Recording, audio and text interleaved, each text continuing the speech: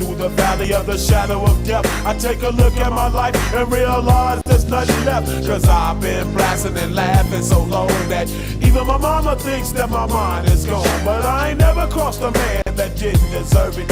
Me be treated like a punk, you know that's unheard of. You better watch how you're talking and where you're walking, or you and your homies might be lying in chalk. I really hate the trip, but I gotta low. As they croak, I see myself in the pistol smoke. Fool, I'm the kind of G the little homies wanna be like, on my knees in the night, saying prayers in the street light. Been spending most of our lives living in gangsters' paradise. We've been spending most of our lives living in gangsters' paradise. We keep spending most of our lives living in gangsters' paradise. We keep spending most of our lives living in gangsters' paradise. Look at the situation they got me facing. I can't live a normal life. I was raised by the state, so I gotta be down with the hood team. Too much television watching got me chasing dreams. I'm an educated fool with money on my mind. Got my and there you go. I'm gonna get copyright strike. But wowzers, where's my trousers? Well, I say it was about 6 hours ago. Death threats from hashtag Team Neo. They mentioned his name. There was witnesses. Yeah. Then they proved that they know my address by sending fucking deliveries to my door, and that was witnessed on the live stream. Hold on a minute. My microphone's good. It was picked. Hold on. Oh, it's all right. I've got this fucking new shitty fucking free, by the way, camera, which is shit. Check this out. This is definitely going to get donated to some sucker. This is it. I might have to go into settings, but look, what a shit fucking camera. But it was free from Team. Anyway, yeah. So I had all that, and then they sent me, you know, OBS, where you can have an icon like this and change it, and put a little video on it. It looked like a fresh dead corpse, legit, not fucking CGI, and then somebody's cutting its head off, and he actually said, "We know where you live, and when we find you, this is what we're gonna do to you." Yeah, that's a fucking serious death threat. And I explained, "Oh, why are you gonna do this? What community you're from?" And they actually said online, Andy's community, and he was saying that they were doing it for Neo. And then I got the fucking proof that they know my address. You know, with the deliveries, you pay 50 quid, £47, fucking £42. You know, then, oh fucking hell. I ended the live stream. I was getting the deliveries till 3, 4 o'clock in the morning. Yeah. And they all name fucking Neo and Andy's community. Andy's community is fucking Axel, fucking all that lot. I don't believe Axel, Andy, and fucking Northern would ever fucking do this shit. So what does that tell me? They would do it. Who would? Who's threatened to kill people? Get people? Neo. I'm seeing his true fucking colours. And I hope this new community that love him, see him, a death threat. I've got proof to actually go to the fucking police. Every delivery one, I've took the names. They'll vouch for me. They won't get the telephone number because it's withheld number. But the video alone is fucking proof that I am being harassed. Death threats are serious in this country. And they named Neo for instigating it. I'm a pissed off, fucking hell yeah. Do I give a shit? No. All I've got is domestic tools at my door. A hammer, everybody's got a hammer. I'm an ex-carpenter. I'll have sharp chisels. Oh, I just got it. Well, I just had to grab what's near to me. My toolbox was right next to my door. I was so panicked. I was in fear of my own safety. That statement alone, I can fucking whatever. I can defend myself with equal force. And this is Neo shit. This is what Neo does behind the scenes. Now, if you know Neo, the first thing he said was, I like Google Chat, it's all private. Why would you need some sort of WhatsApp or whatever that's private? Google, it's private. You can't hack it. Why would he need that? He doesn't do Facebook. He will do WhatsApp. Why does he insist? Here's my number. And he just, I want this number. I want it. Why does he need numbers outside fucking YouTube? I'll tell you fucking why. So he can do this terrorization to people that's upset him, that's never backed him up. He's like a gang leader wannabe. And the death threat now, fucking hell, that is ultra fucking sick. When Neo is inspired it. Now, I don't know if he did it. Do you know what I mean? But that's what they said. They mentioned his name.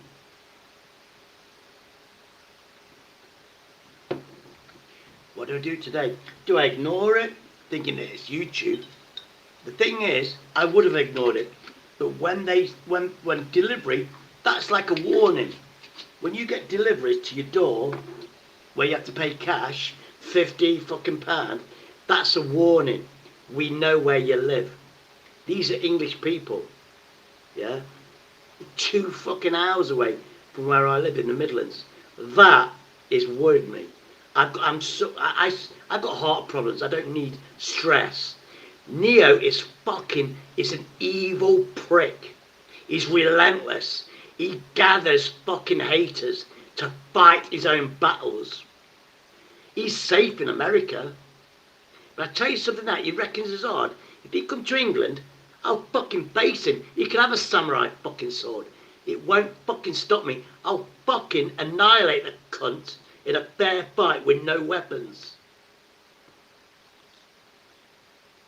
Now it's not my problem. Now he's in a different community. He will turn on that community like he's turned on every community he's been welcomed to. Because then they find out who he really is. They go, ooh, then he attacks them, then he moves on. He moved on from American channels, then he went to Chubby's. He turned on fucking Chubby, made me team fucking Neo, lying about Chubby so I would attack Chubby. And then he's doing it to me, now he's doing it because I felt because he was a prick to me. I don't want nothing to do with it. Now he's on Andy's, now he's turned Andy's against me. He can't fight his own fucking battles. He's pathetic. He's a pathetic, nasty human being. And for what I've heard, everybody thinks on Andy's, he's just been diagnosed with cancer. Ask other people, not me. He's had cancer and he's like, I'm going to die for 5 fucking years. Yeah? His cat, he makes out his cat, it's got a laceration, I'll fix it. He climbed over the next door neighbour's fence, got cut by a razor fence. That neighbour's a bastard. I've known him for 18 months, yeah? That cat's had that wound for fucking 2 bastard years. And he's never took that cat to a vet, but he loves him. Who fucking does that to a fucking lovable pet? Lets that fucking animal every 3 months. It's like an infection that grows. Yet he slices it up. I'm medically trained. I'm an expert. I'm trained at doing this. He cuts it. Yeah. He releases the pressure. If you've ever had a boil or whatever, yeah, I've had boils. Wrong diet. And if that boil is on a joint, you're in agonising pain. Yeah. If you pierce it and all that inflammation, that shit comes out, you're instant pain-free. That's what this cat is going through. While it's got that fucking blister, if you like, it's in agonising pain. Then all of a sudden, he goes to him, I'm in pain. And then all of a sudden, hold on, and he slices it open, gets all the fucking infection out, sterilises it, bandages it. The cat goes instant, no pain. And it's all of a sudden brainwashed. I love this human being. He heals me. Because cats aren't that smart. And I've said, he was crying and, oh, he's going to die, he's going to die. I said, take him to the vet. Promise me, take him to the vet. Neil, I'm going to do it, I'm going to do it, I'm going to do it. You know, next day, never took him to the vet. Oh, he's all right now. I said, look, that's a recurring infection. Yeah, you can clean it up. There's still, if there's a tiny little bit of that infection, it's going to regrow. Google it. That cat needs a specific antibiotic or whatever, yeah, to kill it, yeah, like humans do. Do you know what I mean? Fucking hell. He's a minute, and you know, but I'm talking, you know, I'm talking about people that you all love and adore, that are smart people. They've known him for fucking 4 or 5 years. They know his fucking stories, and when you clock him, and you know what he's really like, then he gets violent. Look at him. I'll get a sword and all that shit. Yeah? And now I thought, yeah. And then he goes, oh yeah, dog, you're my friend, dog. Oh, you know, I'm loyal to you. I'll do this. I'll give you, you know, and all that shit. That is to manipulate you into saying, oh yeah, dog. Yeah, dog. I get you, dog. Hold on. It's alright, I'm trying to look for a fucking decent fucking camera. Do you get me? I'm trying to look for a decent camera. Can't fucking find a bastard, but it is what it is. I've fucked up. I've got a new keyboard. It was cheap from Asda. It lights up. Then I don't have to clean the other one. And then I've tried this camera. It's fucking shit. Maybe more or less. But yeah, it's fucking. I'm not saying I'm angry, but when you've had a death threat and you get a video saying this is what's going to happen to you, it's like a beheading. And then they prove they know where you live, and then they're saying they were basically said they was inspired by Neo. You know what I mean? And I'm not bullshitting you. I've took the live stream down. Yeah, because I don't want it being clipped. I don't want to cause drama. I am going to show that, I think, to the police and see what they can fucking do. Yeah? And that's that. And I've done this. I want as much professional advice so I can retaliate and protect myself. I'm taking this death threat seriously. Because people online, they go, oh, I'll kill you. You know it's bullshit. But when somebody says that, and then they prove they know who you are, where you are, and send fucking deliveries to you, that's the next level. Maybe the bullshit. Maybe they want me to feel like I'm feeling. Yeah? Which is fair enough. I'm just going to protect myself more. I will have some sort of defence at my door. Thankfully, they've got 2 doors. I've got 2 doors. So if they come through, you know, I'll have my camera set up at the door. I see any blade, whatever, I'll delay them, call the fucking police. I'll delay them a bit more. And then, once I know the police are, well, I've got a police station just up the fucking road. It'll take 5 to 10 minutes. Then I'll go out and I'll confront them and I'll have my weapon of choice. If I get stabbed, I get stabbed. But I'll make sure I fucking do damage to them. And this was, and I'm not joking, I'm not bullshitting. If you watched last night, they mentioned Neo specifically, and that's why they was doing it to me. You also tried to porn bomb me, tried to take my channel down. I'm just saying. You got any thoughts? Then have the thoughts. But fucking hell. Yeah, you know, he's a good fucking salesman. He's a good salesman with no fucking substance. That's all I'm saying. He's got 0 fucking substance. In real life, I think he's a pathetic human fucking being. Because he doesn't fight his own battles, he gets other people to do the fuck up for him. That's a sign of a fucking weak, pathetic person. I fight my own battles. I don't have a gang mentality like he does. Yeah? You don't see me, hiring people if you like. I'll buy you a coffee. I'll send you. Oh, but have you seen how nasty Shady is to me? Oh, look, you trust me. I've given you money. You have to now hate Shady. That's the sort of person he is. He's doing it to me. He's doing it to he did it to Chubby. And he's done it to so many people on the American circuit. That's why he's not really welcome there.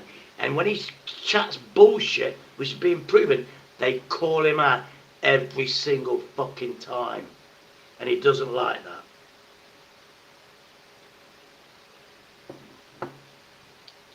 that. Now, I apologise for being this aggressive, assertive.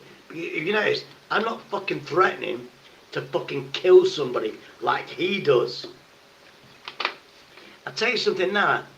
He knows exactly what he's doing. Stop talking. Get off the fucking drink, silly old twat. TD, whatever. I'm not talking shit. I've hidden the live stream, yeah, and it's there. I'm responding to what happened last night, TD. And do you know when it's a death threat, you can hide your telephone number, but I've noted, I've got a note of the takeaways, so you can hide the number, but you know, if you hide a number, if it's my number, if you ring my number, I can ask my carrier and they would tell me the number. Yeah, the police can do the same to takeaways. They'll get the whole list of telephone numbers, and there's only going to be one or two hidden numbers. They'll get the number, blah blah blah, but it needs to be serious for them because it's a lot of money that they haven't got, cyber crimes. But there's a lot of money going into this cyber crimes, this stalking, this fucking hate, the death threats. Do you know what I mean? Do you know something? Do you know if a police officer or whatever witnesses a person saying, I'm going to kill you, you can get in prison just for saying I'm going to kill you in this country. And that is a fact. Google the fucker.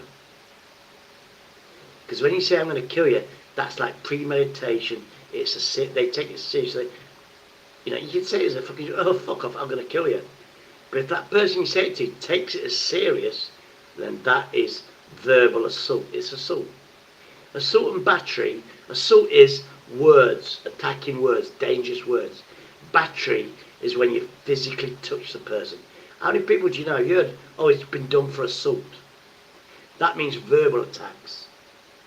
Assault and battery is when you do the verbal, then you use physical. That's, you can Google the fucker, do you know what I mean?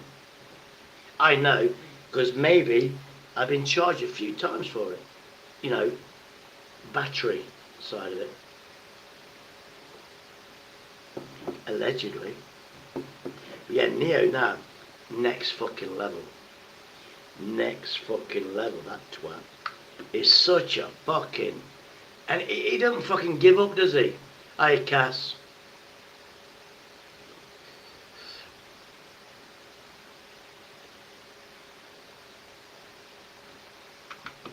Oh, no, Kaz, I know him very well.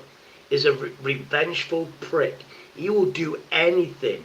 He can't fight his own battles. He creates a gang mentality. Now look at it, right? He says he's protected.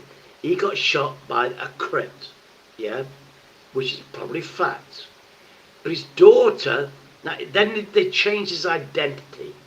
Because the Crips, 30 years later, will hunt him down and kill him. But yeah, his daughter is married to a Crip member. Now he's accelerated that her husband is the gang leader, yeah, of the Crips. I don't know which gang, I'm not into that. But he's the gang leader of the gang that wants him dead 30 years later. But yeah, he's got communication with his daughter. I think he said he's seen his fucking grandkid. Yeah? So how is that? He's worried about his life. And he's under fucking police protection. Got different identity and all that shit. Yeah. He goes, under you, he's a victim of crime. I do not doubt that. I empathise for him. I don't feel sorry for him. I empathise for him. I feel for him. And I've done that for 18 fucking months. And you know something? It gives you a bit of sugar Then he'll give you 1 piece of sugar. He will then give you 2 pieces of acidity. And that's to fucking, oh yeah, you're my brother, you're my dog. Then he attacks you, and then he goes, oh yeah. What he's done to me, calling me a pedo for 6 fucking weeks on Andy's, is never fucking admitted he was a lying sack of shit. No, he's going, oh, I've tried to be Shady's friend. Oh, he's a bastard though.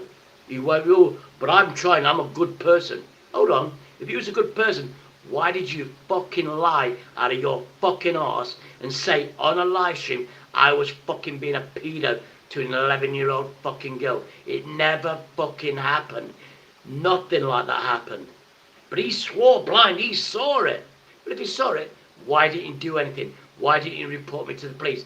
I tell you why, because it never fucking happened. But yet, it's so convincing, people believe it. And I've been taking shit for fucking 8 weeks because of that fucking dick. I tell you something now, I know that I'm starting to learn the channels he goes on in America, and they don't fucking like him. They'll be on the panel and they'll start chatting shit and they'll go, oh, for fuck's sake, Neo, you're on about that still? You was complaining about that fucking 2 years ago. Why are you making it like it's happening now? He's got no fucking realization time. He's saying he's getting, oh, I've got cancer. He probably has. Oh, I'm terminal, I'm going to die. But other people fucking that you respect on YouTube, they're very fucking clever. You know how people are. Remember fucking everything. They're saying he's been complaining about having that for 5 fucking years. When he goes to the new community, it's a new thing. Oh, I got diagnosed a year ago. He told me he got diagnosed a fucking year ago for cancer. Yeah? Yeah. He's told other people he's been saying for 5 fucking years. He's an emotional fucking vampire. He sucks your emotion away from you, so you feel like shit, then he feels good. And I'm not even fucking joking. He's made me fucking feel sick with his nasty lying attacks. He's getting a gang mentality to fucking attack me, clip me in a negative way. That affects my mental health, which then affects my physical health. And he knows everything's wrong with me. He knows if I drink, I'm terminally ill. And because that is my stress plus to alcohol, you always turn to your demons. I am killing myself. And it all started with him. Before he started that shit, I 8 months abstaining. Then he started calling me a paedophile, and you notice I started to drink again. That is down to that fucking Neo prick.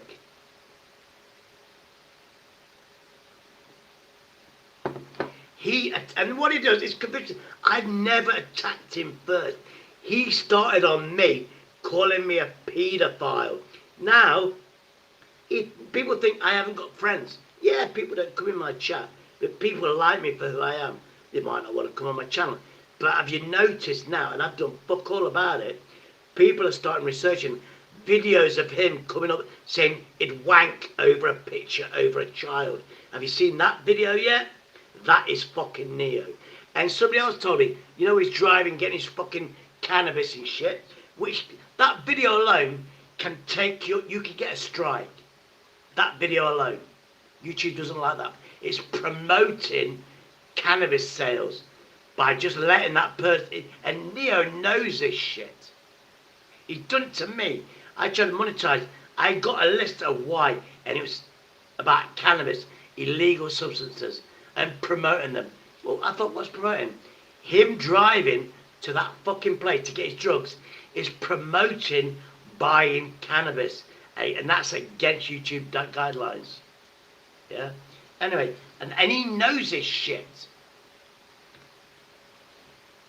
Anyway, it's weird. You know what I mean? You know, you split with a friend, and then you know you're neutral. Then there's no bias. Then you learn that the things, the truth about that person that you thought was a good friend. Now, he'll be spraying, I'm a good friend to him, I've done so much shit to him, blah, blah, blah, blah. He's my brother, he's my dog. Well, if he was my real brother, he would not fucking turn on me like a fucking viper, a snake.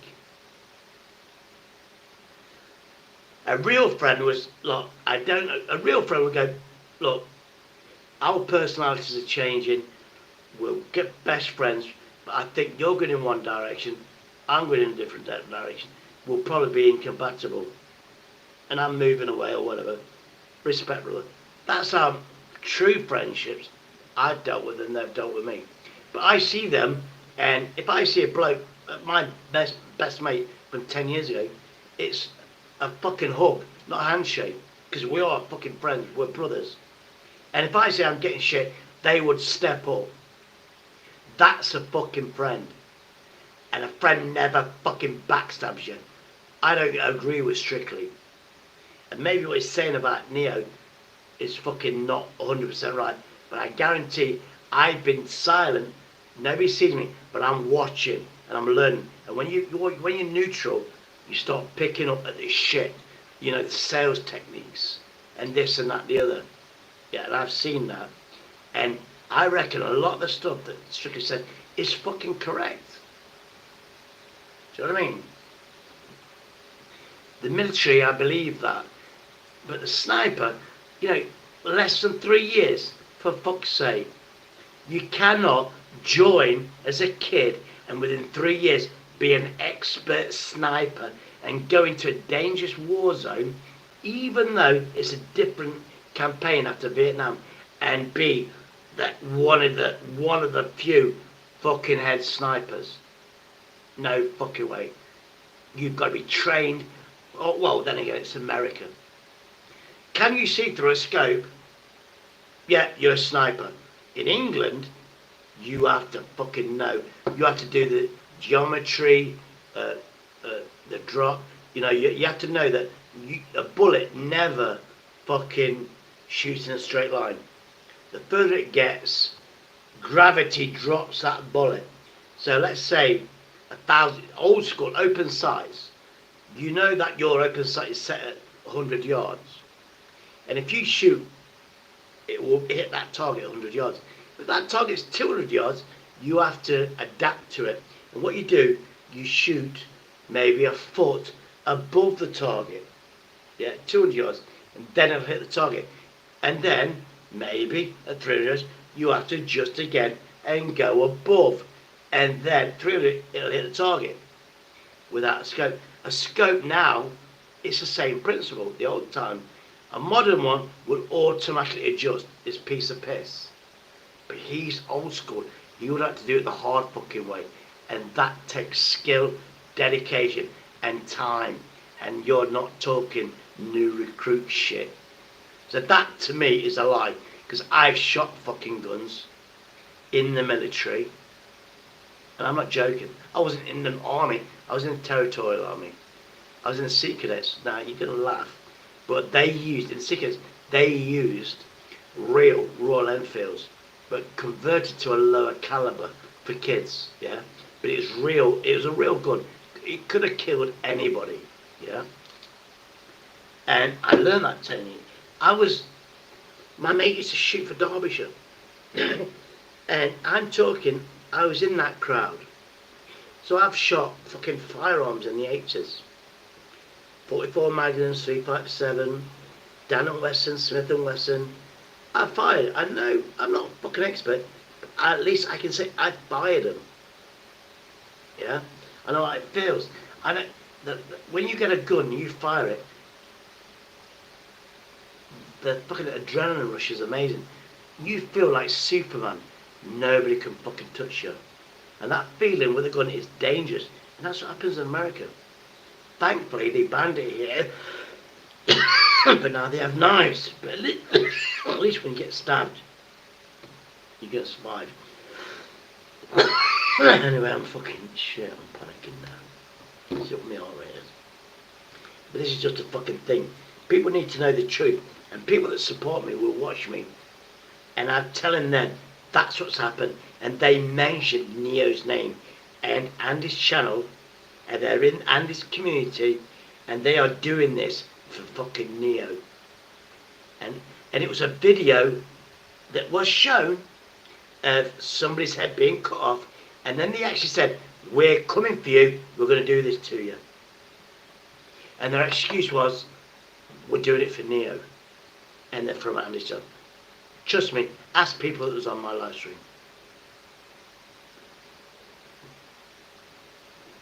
Let's see him defend that shit. Because I tell you something now, that happened. People watched it. People that love me, yeah, they would marry me. You know, they're not my best friends, but they know I'm the victim. And that fucking sack of shit is playing the victim. He's played the victim for 30 fucking years because he got disabled. And I notice he always brings it up. Why can't he move on? Yeah? Because he knows that story is Simps. Yeah? And he's a martial art. I mean, I don't know about the logic. I don't know if it's true or not. But so he says, he brags he was a martial art expert, blah, blah, blah, blah, blah. To me, I'm thinking, fuck me, you're as good the way you describe fight, you're like my brother-in-law. Yeah? My brother-in-law has done Taekwondo for over 30 years. Yeah? He doesn't fight, he doesn't like to hurt people. Yeah? Unless he has to. So he takes all that skill out on objects like a house brick, fucking pieces of wood. He can do the Bruce Lee inch punch. You know, so you get a house or brick sideways on, yeah? So that's the strongest part, sideways through. It's the longest part, yeah? And it's strengthened. And he can do it an inch punch. So his fingers are an inch away from that brick. And then he does the Bruce Lee thing with the power, and he breaks that brick. Yeah? His knuckles have got so much calluses on, he feels fuck all. And Neo described himself as being that. My brother-in-law's done it for fucking 30 years. He's trained. He's like 5th, 6th Dan. And what I learned, you're a black belt, it takes 4 years in Taekwondo. To be a black belt, you're black belt grade 1. Then you take Dan 2. Yeah, the next Dan. That takes you 2 years of training. They won't, once you get black belt, you can't go for the next Dan. It takes 2 years. You go for the next Dan, that takes 3 years. You go to the 4th Dan, that takes another 4 years. 5 Dan. So you calculate that. That's fucking 10, 12 years to get to 5th Dan. Plus the 5 years or 4 years, you're talking 20 years minimum. And what about the times when you fail that test, you have to wait a year to do it again. Yeah, and it's dedication. That's my brother-in-law. Where's the proof that fucking Neo's got that fucking good? He'll show belts. I can buy fucking belts. You know something? I was out on the street, whatever, and I found a bag of rubbish. You know what was in it? A bag full of belts. White belts, red belts, blue belts, fucking black belts. I think, hey, I'll have that for a bit of fun. Oh no, fuck it. I could have had that. I could have then got fucking on Temu tags. All you have to do is then get little white tags, little gold tags, you know, and then stitch them on. Because that's what you have to do. You'll have a black belt. You can either buy a new one ready done, or you get a little tag, or you get it yourself, a little bit of silk, and you actually then stitch that in. All of a sudden, I could be a 10 fucking level fucking Taekwondo expert. But I've never fucking done it. I just found a belt, I just put the tags, the Dans on. That's fucking new in my opinion. But unfortunately, he can't show his skills, can he? Because he's disabled. Fair play. But let me tell you something now. If he's so much of an expert, he should be able to online get a stand that supports a house brick or a piece of wood, and he should be able to, with his bare hands, break that fucking thing. Now then I'd trust him. But you know, he never does it. When he's angry, he goes for the samurai sword. He goes for his fucking automatic fucking rifle. And it's something that I'm suspicious with. He hates fucking Chubby, yeah? But then, like me, oh, hello Chubby, blah, blah, blah. He's trying to do that to me. He gets back into yard. He's doing that for a fucking reason, yeah?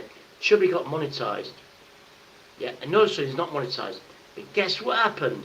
He was monetized, he let Neo on. Yeah, Chubby don't really fucking care about monetization. To him it's a bonus. And all of a sudden, it's not monetized. But what was the difference?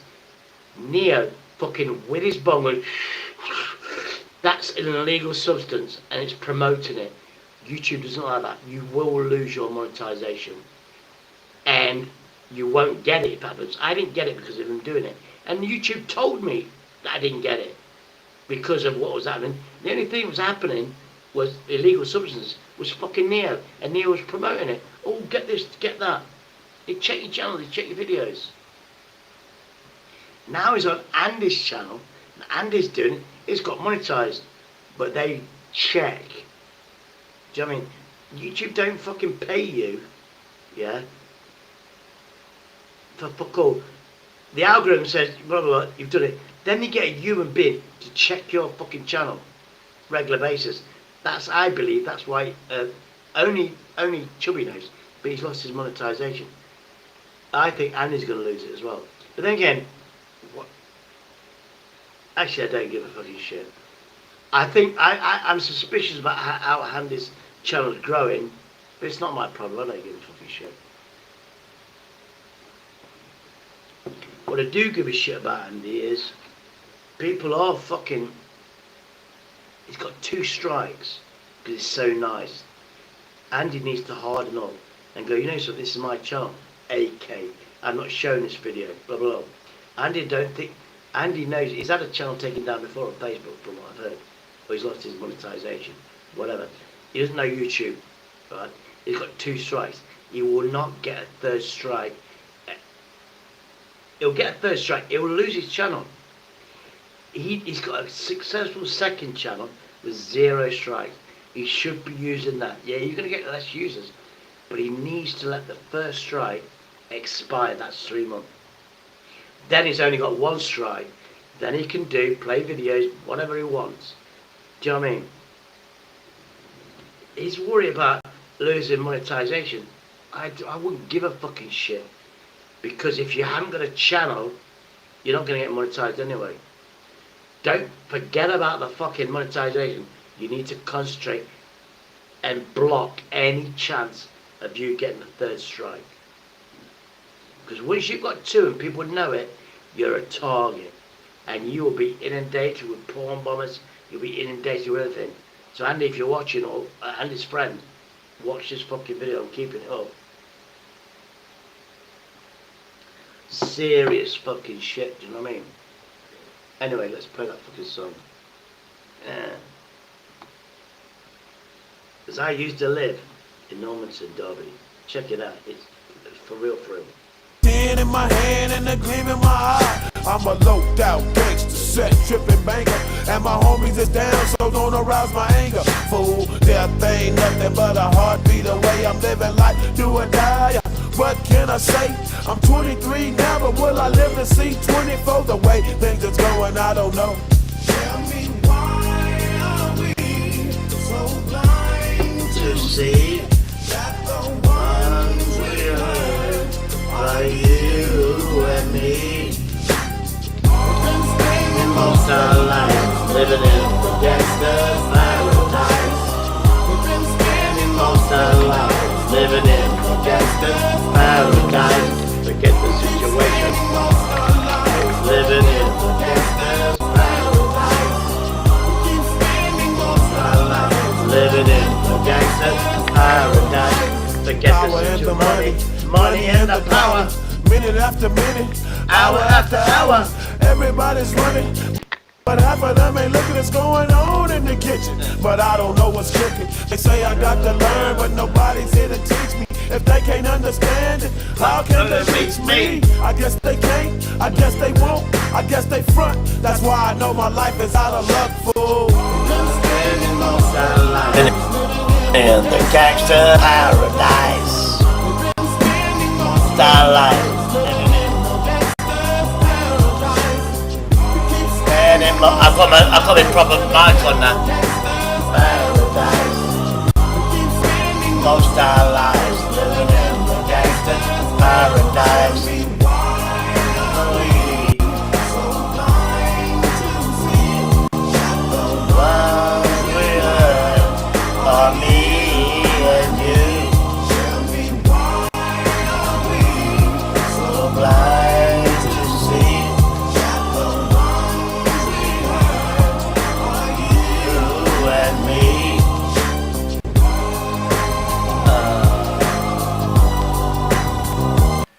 a bit fucking shit, innit? All soul music, okay.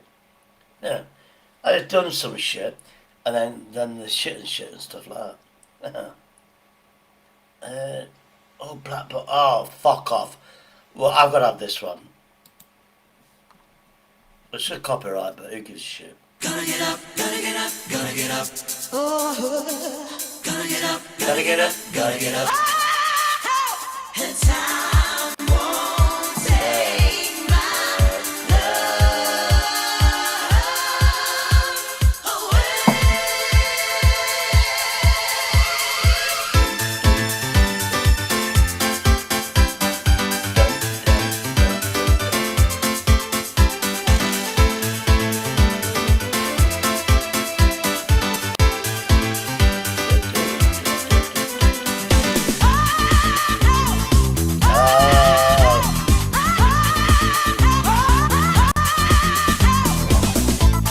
Oh no. Oh, hold on, I've got some new ones, but.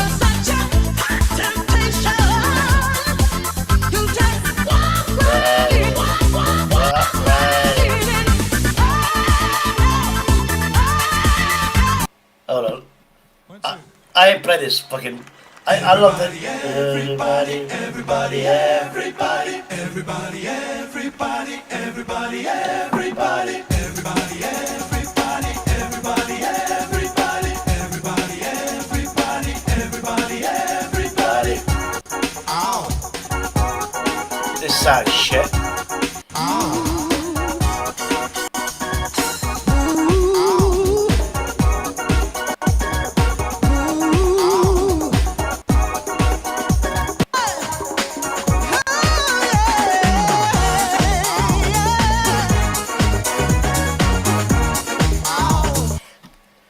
This was done, you know, like Black Box, that black woman, she was fucking sexy as fucking now. And now it's like 20 years later, I'm not even fucking, you can't see the video. She's fucking sexy as fucking now.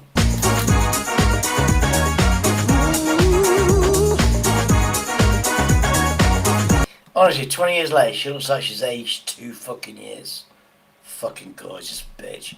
I don't think it's plastic surgery, to be honest with you. She's still slim. She's got a bit of bumps, old age. I think she's probably had a kid, but fucking hell, I'll tell you that now. She's a honey queen, in my opinion.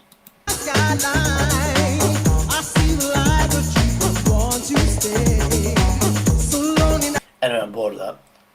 2 gig euro, a 2 terabyte RAM PC versus games. I don't give a fucking shit about that. I'm still gonna fucking upgrade my fucking thing. Do you know what I mean? Black Box, Agenda, I've got penny pinchers. Who are the icons that hoard billions? Who gives a shit about that? Blah blah blah, blah blah blah, blah blah blah. No TV show, fucking blah blah. I test Temu phones for hidden trackers. Whatever. Who gives a shit? I don't buy phones on Temu. I just go to fucking Curry's. Yeah, I'm overpriced, and they even ripped me off. I wanted a phone, like 160 quid, I had the money. And it was, oh yeah. Next minute, I got a phone. I wanted a 5G, fucking better memory. I got the fucking cheaper. It's still a good phone, don't get me wrong, it's a good fucking phone. 100 quid, and I was expecting, it's 100 quid, I went, what? I asked for this phone. Oh, we haven't got it. This is the next best thing I've got. You said, because I did say I want to come away with one. It's because you said you wanted one now. This is all we've got. I just went, okay then. Because, yeah, I didn't give a fucking shit. You can't get a 5G signal fucking anyway. So what's the fucking point? By the time they do get 5G around here, it's going to be a year or 2. I'll get a fucking phone then. Anyway, I'll play you this fucking shit. I mean this beautiful song. Allegedly. Need a piss though, if I'm being honest with you. You cunts.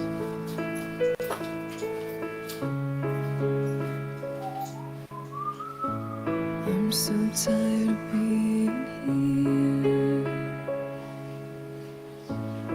suppressed by all my childish fears. And if you have to leave, I wish that you would just leave. Your presence still lingers here, and it won't leave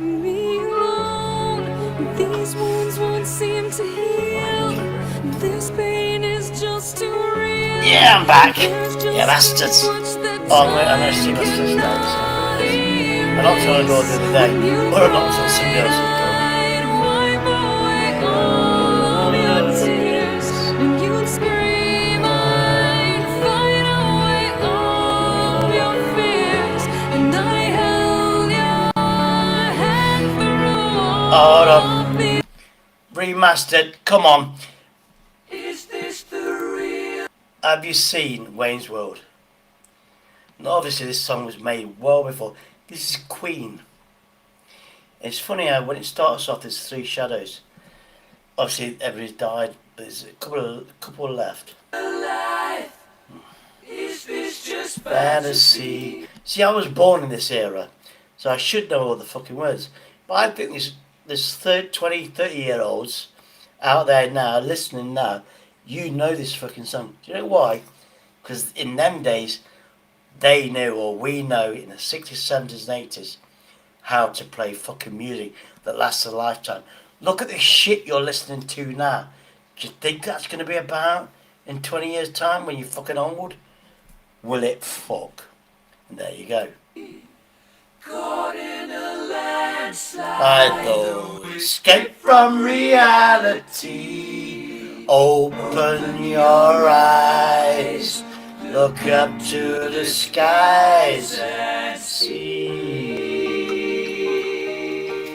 I'm just a tenor boy. No sympathy, 'cause I'm easy come, easy go. Little high, little low. Any way the wind blows. Doesn't really matter to me. Shoo me. Enough of that shit. I mean, it's brilliant, but you know what I'm saying? I don't know. Hold on. Tribal people are. Oh, hold on. This is fucking good. No, I could actually show this shit. चाचा अॼु पाण हिकिड़ो अहिड़ो band ॿुधंदासीं Now, bear in mind, I'm multilingual, so I'm going to give you a heads up on this shit. I know what they're talking about. I want to translate for you, but I just can't be fucking arsed. But these are tribal people, yeah. I think that the guy on the left is from fucking, not Kurdistan, what's that place next to India? Oh, fucking hell. You know where Russia couldn't fucking conquer? America couldn't conquer? It's not Iran. I ain't got a clue. It's next to India anyway. Where it's basically where fucking AK's father came from. I'll remember it in a bit. जी पंहिंजे ॾिसण वारनि माना अॼु खां 3-4 साल जीअं पाण ई कमु शुरू कयो आहे तॾहिं खां तक़रीबन डिमांड कई अथऊं. Now this, if I see his wrist, this could be a Sikh guy. He wears a turban, he's got the beard, because they're not allowed to cut there. But if he's got a silver stainless steel ring around his wrist, he's a Sikh. So let's hope he pulls his sleeves up. त इहो band लाज़मी पंहिंजे दोस्तनि खे ॾेखारियो.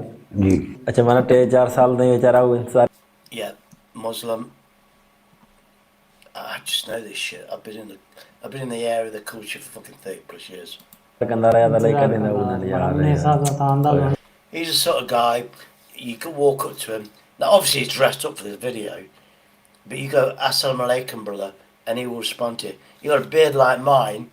They say it to me first. Yeah, but I don't know the response. They say "Assalamu alaikum," and you say "Salaikum" something else, and that says, "Yeah, same to you, brother or sister." It's fucking. I just nod my head and say thank you. सघो था इहा video पंहिंजी केॾी माना सुठी वेंदी. सुठी वेंदी ज़बरदस्त ऐं पंहिंजे लाइ तमामु वॾी बीमारी जी ख़बर पई हुनखे बीमारी जे बारे में ऐं टियों जेको हुनखे पब्लिक सां पूरो आहियां सभु. Anyway, these people are responding to Queen. There we go. Yeah, watch this shit. He's an old man. It's a fucking crazy looking beard. I think he's definitely Sikh because they love the beard and they fucking, you know what I mean? Honestly, they fucking, if you got a beard, they fucking love and respect you. If I had a beard like that, fucking awesome. Do you know what I mean? I can't do that. Mine just doesn't go that way. But anyway, this is Queen. Let's see what he's thinking. Do you know what I mean? हाणे 4 रुपया हाणे 3 में नज़र आया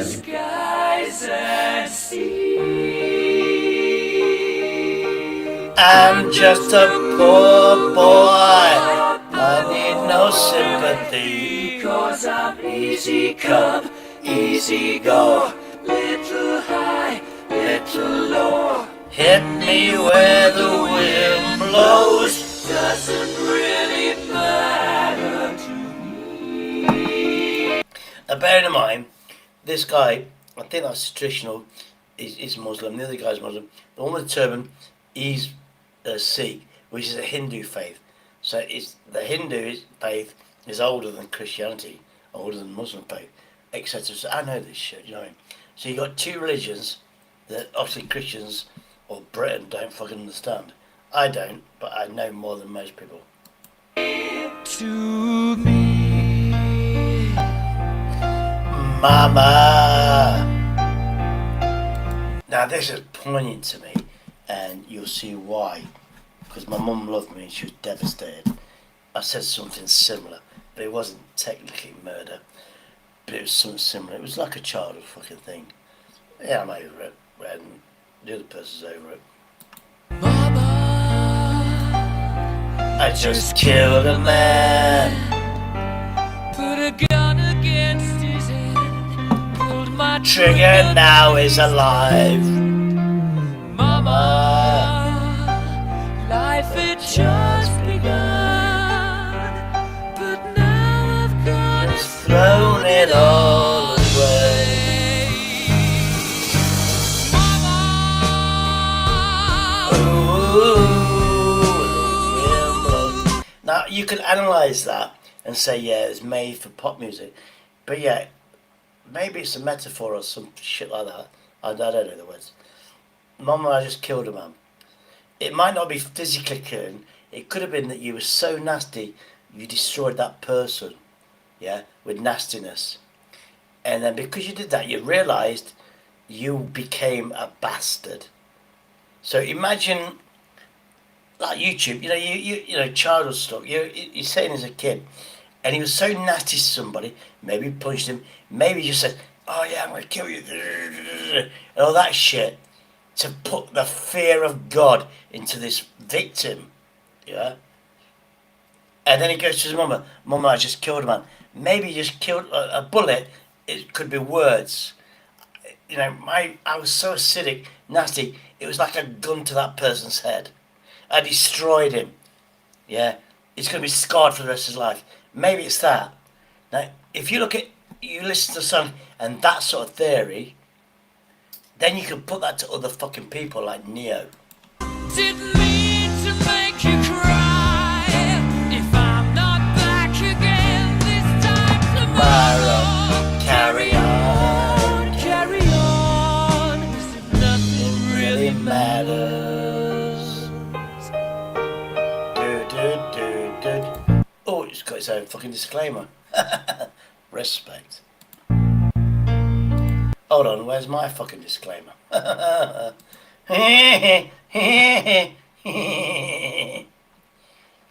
Anyway, let's have a look. Obviously, people are going somewhere else, but I don't give a shit. I have to get my shit out there. There we go, there we go. And there we go, there we go.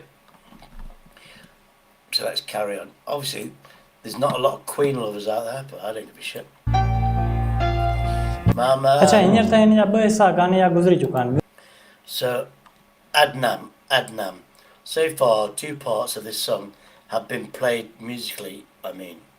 Music जे हिसाब सां हिकिड़ो त शुरूआत में जेको 4 ॼणा 3 ॼणा हुया. Yep. Now, it began with 4 singers in harmony. Okay. उहो इंट्रो हुयो, शुरूआत हुई.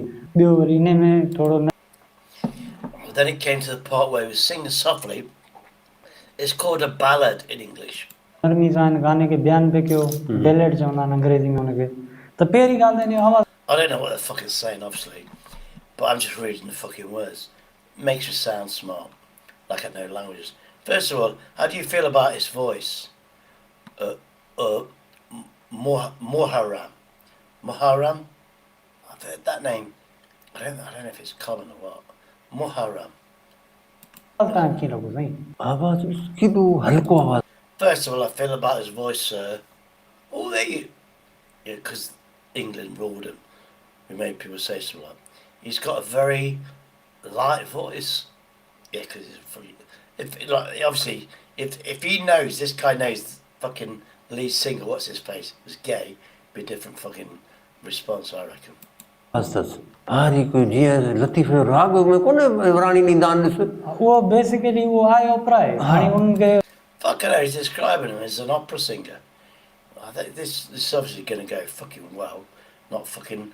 These people need fucking educated and be a bit more fucking serious. पाण खे इहो कमु ॾिसो कॾहिं खां पेंटिंग आहे ऐं वरी इहो ॾेखारिणो आहे माण्हुनि खे लतीफ़ जो राग असीं त ॿुधायूं था उन्हनि खे कहिड़ी ख़बर हूअं ॾिसो पियो ॻाल्हाइनि वरी पंहिंजो हिन में आउं जो ॿी नड़ी ईंदो आहे या को कंहिंसां को वाक़ियो थिए Right, and some kind of painful incident they had in life, they're trying to translate that through the intro. Yeah, that's that. I think because I'm fast forwarding, that's killing somebody. It could be metaphoric or whatever that fucking thing is. Like in your brain, you want to kill someone. Could have been some shit like that. But these people, maybe these other cultures are better than fucking Europeans or Christian. Well, English culture, because English culture we haven't got it anymore, in my opinion. थी वेंदो गुज़री ईंदो worry माण्हू ॿुधाईंदो आहे त वाक़ई ई तकलीफ़ ॾिसी फील कराए ॿुधाइणु चाहींदो आहे अहिड़े तरीक़े सां हीअ सुठी पई वञे जेका हींअर This, what I'm fucking get bored of fucking translating this shit. न माना हा इहे बि Do you know what I might do? It's an idea. I could fucking get my TV thing, no, it's my speaker thing, and actually go in the hood and say, look, in your opinion, your religion, this is not of your culture, what do you think of this song? That's a fucking good idea. Hold on. Apes freak out when I spoke there. What? Or this I is spent weeks secretly studying ape communication in order to convince these apes that I was one of them. oh, fuck, I need to learn this language so I can apologise to fucking Neo Gardens. Because I think this is the only language Neo knows. Bonobos are the closest living relatives of human beings, and while attempts have been made to teach them use of language, it is very rare for human beings to try to communicate with bonobos on their terms using bonobo vocalizations and gestures. And so when I attempted to do exactly this as an innocent visitor to this bonobo research center, the bonobos were genuinely shocked and we bonded pretty hard. I'm running this video as a fundraiser for Ape Initiative, a federally recognized nonprofit which is the world's... Yeah, oh, come on. I'd have one of these as a fucking best friend. Because I bet these bonobos are more loyal than an American or a Canadian American traitor to humanity. Only bonobo research center. Bonobos are an endangered species, and Ape Initiative works with scientists and educators to help understand bonobo behavior with an aim towards ensuring their preservation in the wild. Consider donating to the fundraiser if you can, or visit their website at www.apeinitiative.org to learn more. Yeah, and also a bastards. huge thank you to today's sponsor, MyHeritage, for making this crazy experiment possible. Bonobos and humans shared a common ancestor about 6 million years ago, and our DNA is almost 99% identical. But if you're looking to learn more about your own human ancestry, today's sponsor, MyHeritage, can help you do that. I had previously partnered with MyHeritage on a video revealing my DNA test results, but today they've got an improved DNA. I like this guy automatically. So what I'm going to do, I'm going to subscribe, I'm going to like and shut up. And I'm going to put this video in the chat. I'll tell you for why. Because if I like him, if you're watching, you should like him. Fact, no fucking whatever. Blah, blah, that's my rule. Exactly. So I'm going to do this shit. Bada bum, bada bing. Right. Oh, yeah. Oh, I can't wait. So actually, look, let's say if Andy's channel, he loses monetization, that's because of Neo. That's my prediction.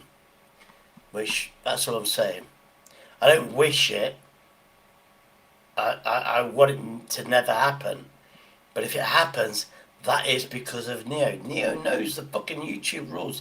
He knows what he can and can't do. So if that's the case, why doesn't he turn the camera off and smoke his fucking bong? He knows That will stop monetization. Ethnicity model based on advanced new algorithms that give much higher resolution ethnicity estimates that can pinpoint the exact regions and sometimes even cities that your ancestors What? How much is this shit? I need to know this shit. came from. So after a simple cheek swap to send in my DNA, and by the way, MyHeritage is committed to never sell or license your genetic data, I am ready to see my results. Ready to explore your ethnicity? I'm very excited. Let's go. 51.1% Ashkenazi Jewish. Only 51%? Oh, 48.9% Ashkenazi Jewish. So is Ashkenazi Jewish? This guy's Jewish. He doesn't look it. I wonder if because I'm fucking Austrian. Do you know what I mean? So it's Ashkenazi Jewish, and I wonder, or Romanian. So it's basically European, or Russian. So yeah. So obviously, descendants came from Russia. Russia bastards. His family escaped and went to the nearest countries: Hungary, Romania, Chechnya or something. Okay, let's carry on. He's got nice hair for a Jewish person, December though. I give him that. Jewish from Poland. This is actually, to be honest, this is not surprising. I knew that one side of my family came from Russia and the other side from like Poland, Eastern Europe. You can see a breakdown of even more granular regions. Oh, granular regions. That's a fucking word that I need to use. With MyHeritage, you can also check out DNA matches. So these are people who you... Oh, relatives. Yeah, we need that shit. Because, you know, you're young and whatever. You need to know who you are. And you need to know, you're dating a woman and you've never met before.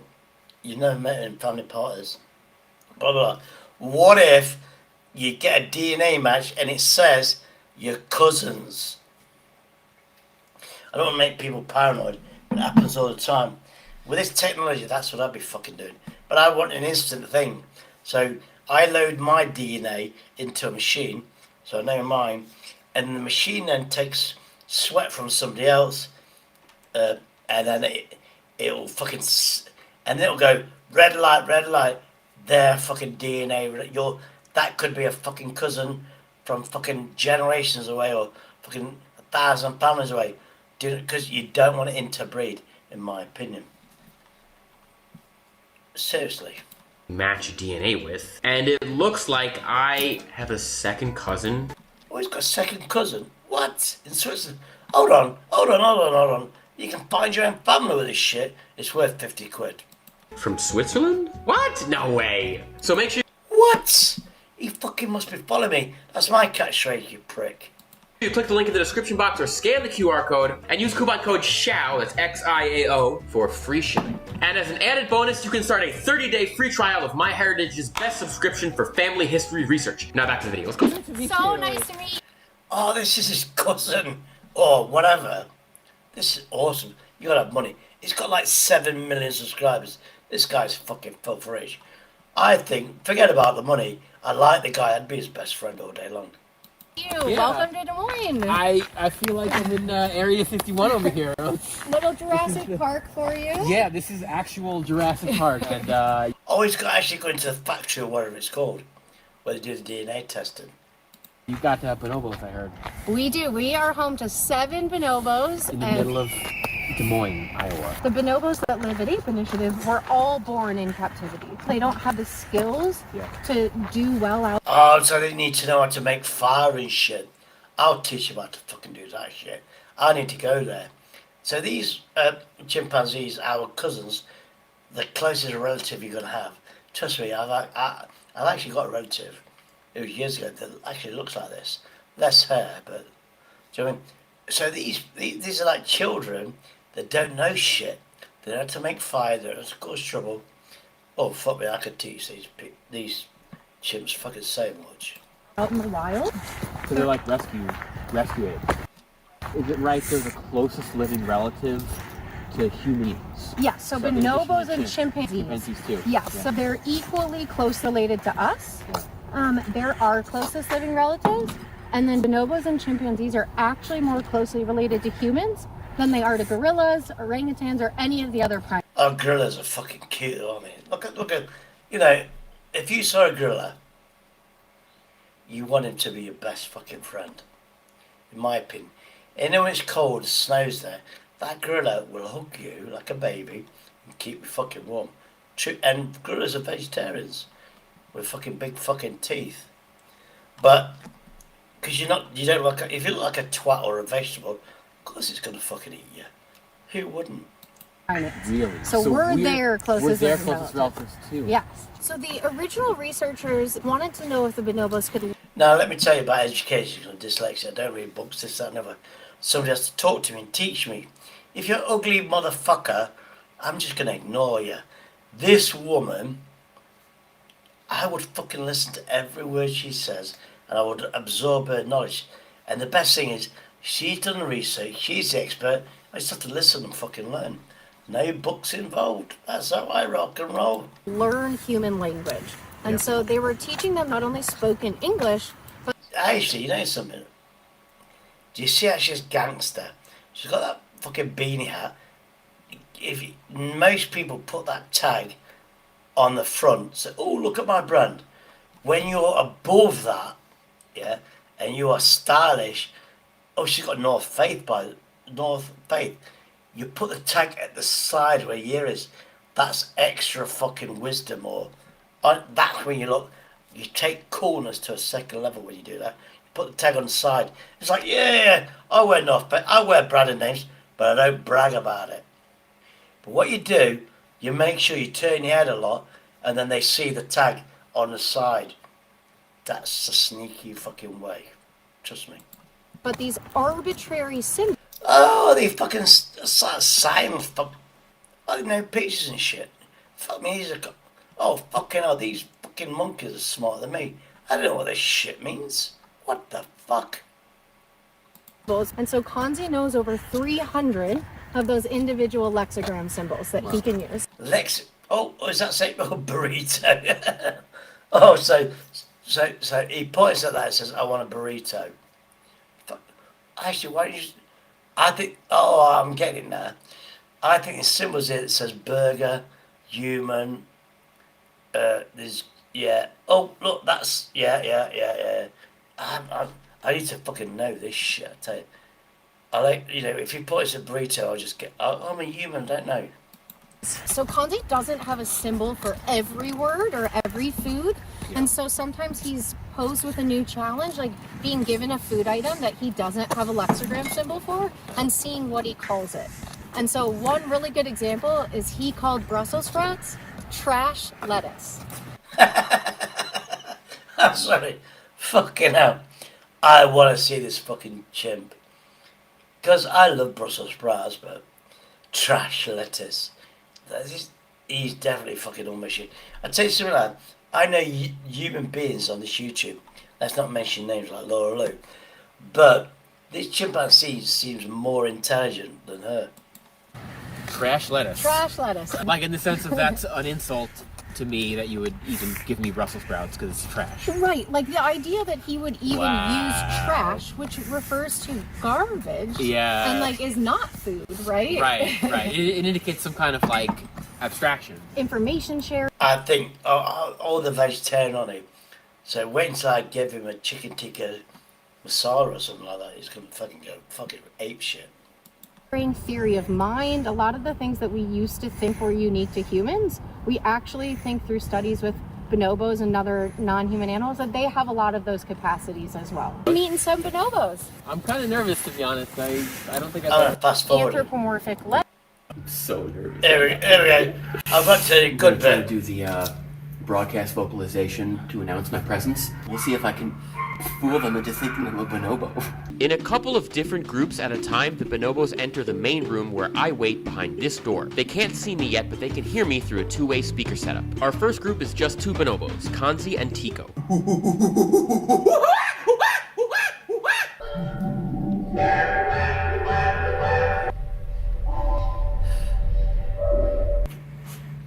First, I did some ground slapping and nods to establish rapport.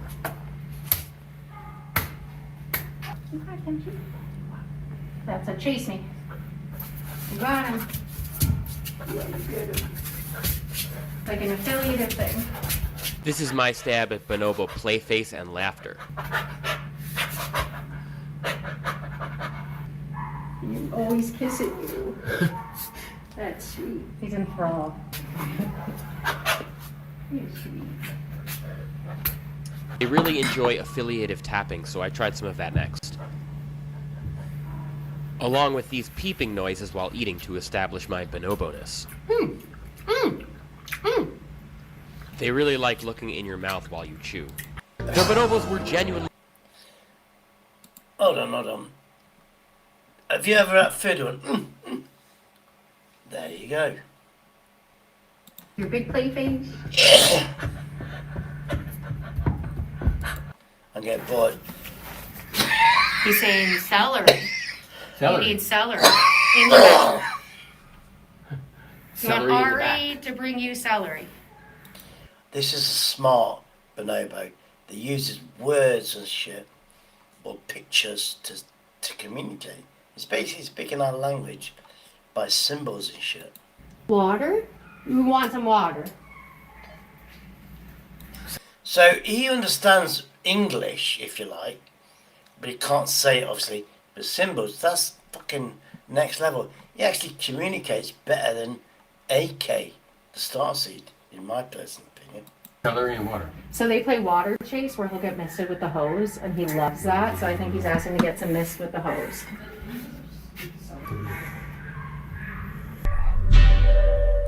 Ari, he likes to scare you. Okay.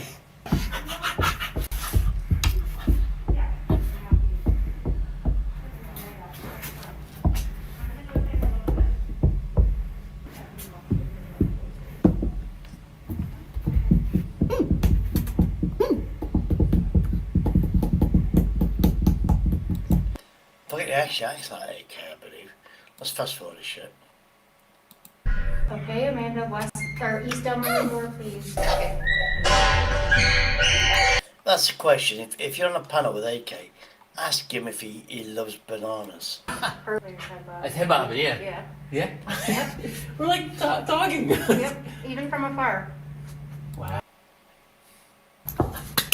I'd be more impressed if he can fucking go on YouTube. You know, this bonobo monkey. If he was on YouTube and doing that shit, I'd be really fucking impressed. There you go.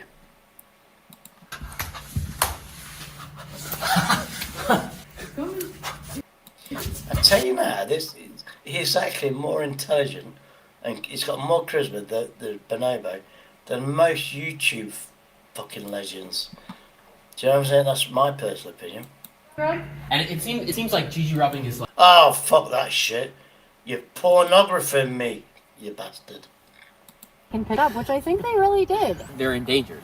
Yes, so bonobos are endangered in the wild, and we really think that if people don't know about bonobos, if we just ignore the fact that they're our closest living relatives, that the species will go extinct in our lifetimes. Habitat destruction and fragmentation. Hold on.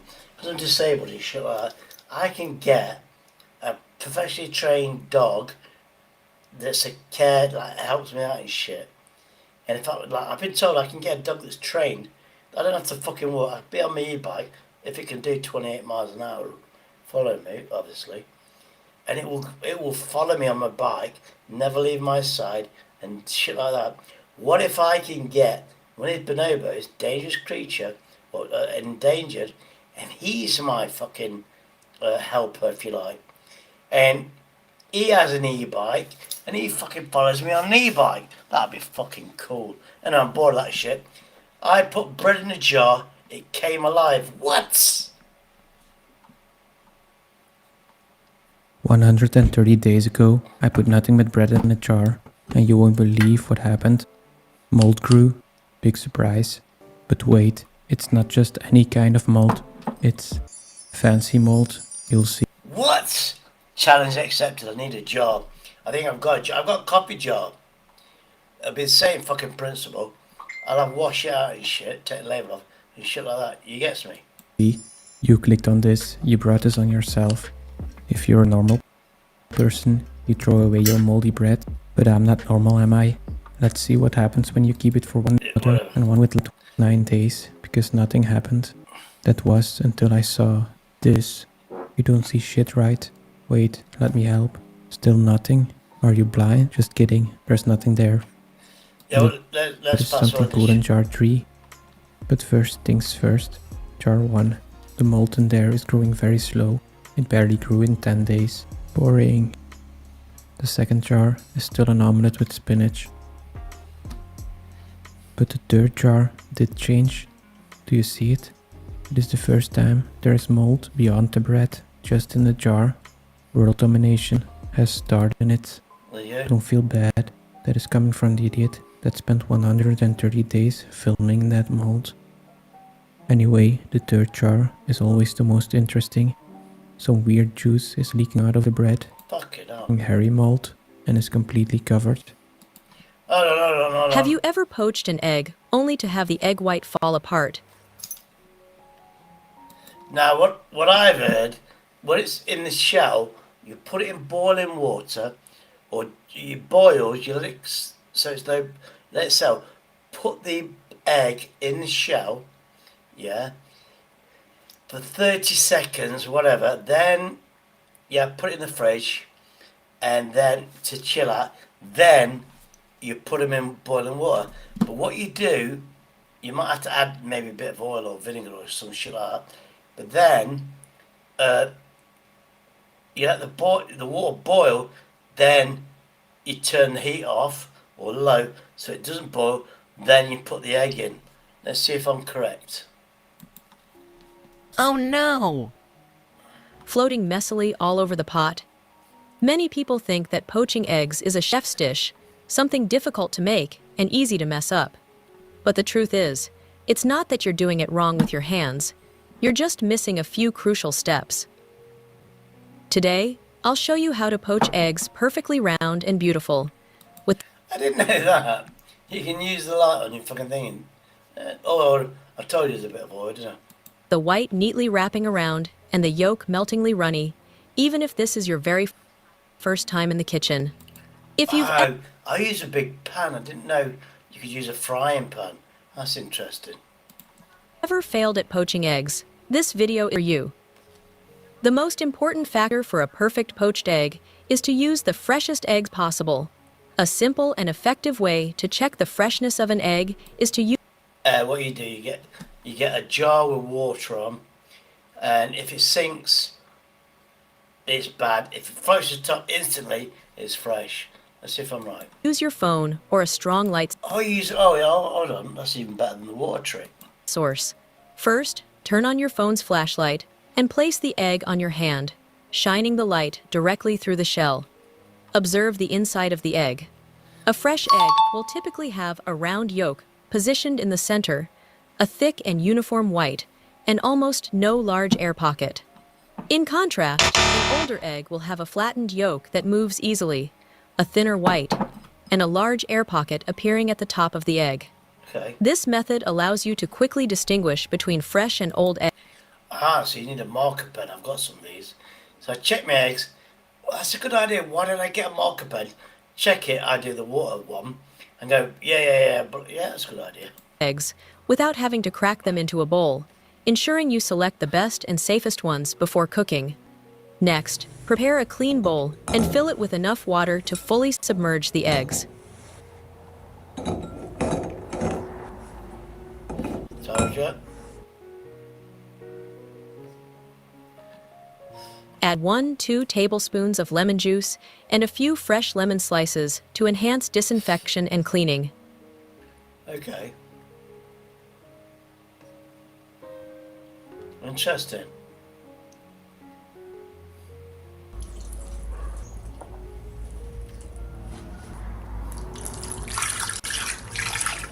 Is that cold water or hot water?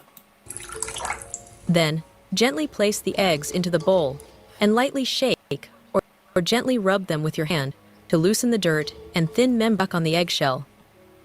Soak the eggs in a lemon solution for about 3-5 minutes so that the acid in the lemon can kill any remaining bacteria and make the membrane under the shell easier to separate when poaching.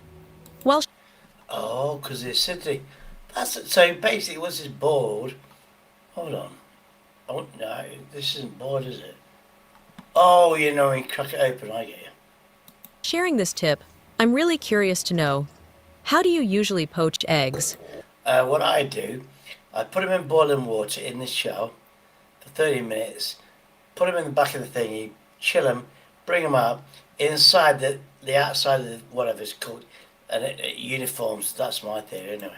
Do you use the traditional method in a pot of boiling water, add vinegar, or do you have your own special trick? Please share in the comments so everyone can learn from each other. No, I don't use vinegar. Anyway, let's continue.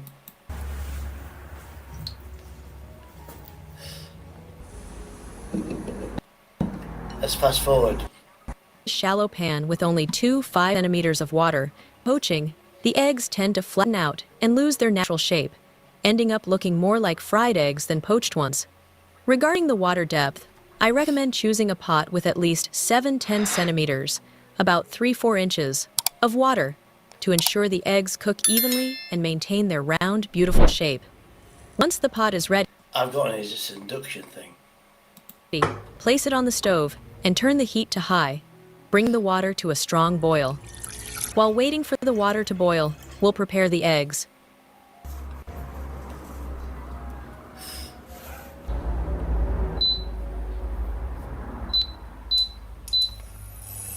And ideally, if you've selected the freshest eggs possible, just crack the egg into a slotted spoon or a fine mesh strainer. Gently swirl it and scoop away the loose, watery part of the egg white. What? Removing this loose white helps the egg maintain a perfectly round shape. The yolk won't spread out or drift away as it cooks, resulting in beautifully smooth and neat poached This looks easy. That's why then. eggs. Once you've removed all the loose white, transfer the egg into a small bowl or ramekin. This makes it much easier to slide the egg into the pot later. Oh. Wowzers. I also made a version with 3 eggs placed on the same plate. Watch until the end, you're bound to be surprised. Surprise me, bitch.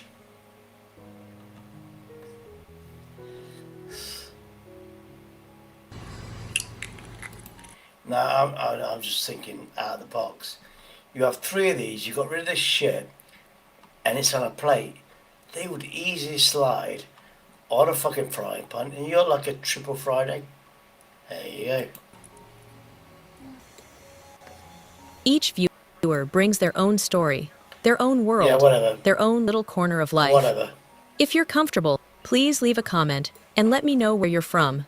So look. I'd really forming at the bottom of the pot, but no vigorous bubbling on the surface. Next, add 1 tablespoon of vinegar to the water and stir gently to create a whirlpool.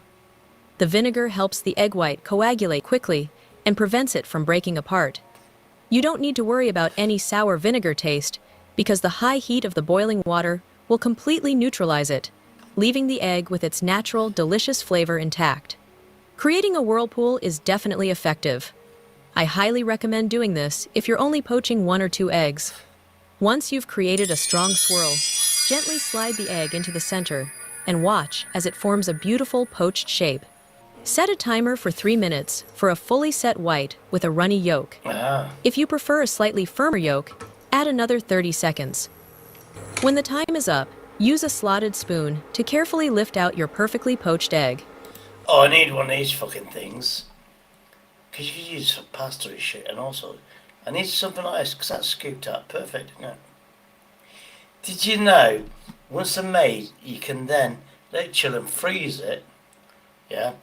And then when you make it in restaurants, you take it out, and you boil it, it defrosts quickly, and it comes like that, and you can do it, and it's like fucking seconds. Yes, for breakfast, well, poached egg, you think it's going to take fucking ages. Next minute, it's on your plate. The time it takes to toast the fucking bread in a toaster. If you're satisfied, simply pat the poached egg dry with a paper towel to remove excess water and serve it. You can also gently tap the egg to check the doneness and return it to the water if you'd like it a bit firmer. If there are any small stray strands of egg white remaining, you can simply trim them off with kitchen scissors. This is Yeah, but if you're pissed and you're having it, you don't notice that shit, surely. If you're on drugs, whatever, and you're out your face, It just looks like a fucking really decent poached egg, in my personal opinion. Actually the technique restaurants often use to achieve perfectly shaped poached eggs. Now, you could do that for the price of an egg, bit of time. Let's say your time's expensive, £2 for one poached egg. And I bet, let's see what the restaurant prices are. Then place the egg into the ice water bath to ensure the yolk stops cooking, and I'll Oh, that was it. Yeah, that's what I heard as well, yeah. We don't do that shit, do we? show you how to reheat it later. I told you to reheat it, didn't I? If you want to poach multiple eggs at the same time without using the whirlpool method, you can absolutely do that. Just gently slide each egg into the water, maintaining the same water depth and temperature as before.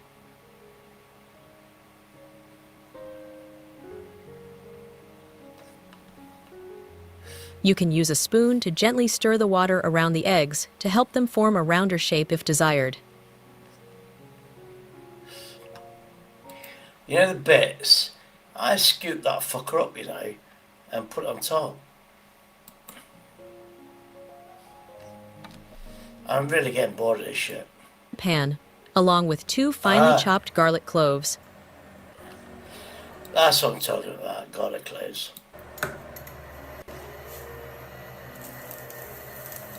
I need one of these fuckers, and I need garlic.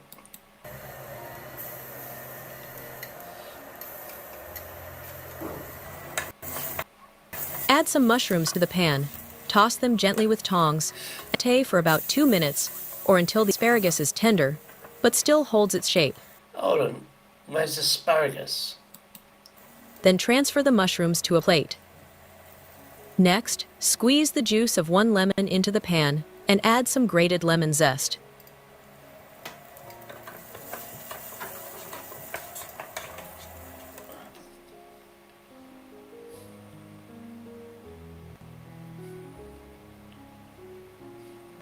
And if we don't want to eat cold poached eggs for breakfast, here's how to reheat them. Just pour a little boiling water into a bowl, then place the poached egg in the hot water for 20 to 30 seconds, or until it warms up. Lift the egg out of the hot water, and now it's ready to place on top of the mushrooms. Add a bit of the pan sauce, and if you like, grate some fresh cheese over the top. Enjoy it while it's still hot. The poached egg will be silky and nearly perfect. With a gentle poke, the golden runny yolk flows out, blending beautifully with the sweet, tender mushroom. I'm going to do that, fuck, I'll tell you that now. Not anytime soon. But yeah, that's a fucking good one. Hold on, Harry rushes back to the UK after Tyler Perry freaks out secret tape. What the fuck? Oh, Prince Harry has got royal status again. Okay, so you won't believe the latest royal mess. It's like a soap opera, but with actual billionaires and a whole lot of potentially illegal recordings. We all thought Harry and Meghan were just trying to escape the clutches of the royal family, right? Turns out, maybe they were just trading one set of puppet strings for another, and this time, the puppeteer is Tyler Perry. I mean, think about it. They leave England practically overnight, claiming they're broke and under attack from the press. Who swoops in like a knight in shining armor? Tyler Perry. Private jet, massive Beverly Hills mansion, security detail, the whole 9 yards. Meghan was calling him her protector, her rock. It sounded like the beginning of a beautiful, albeit unlikely, friendship. I'm going to tell you something now.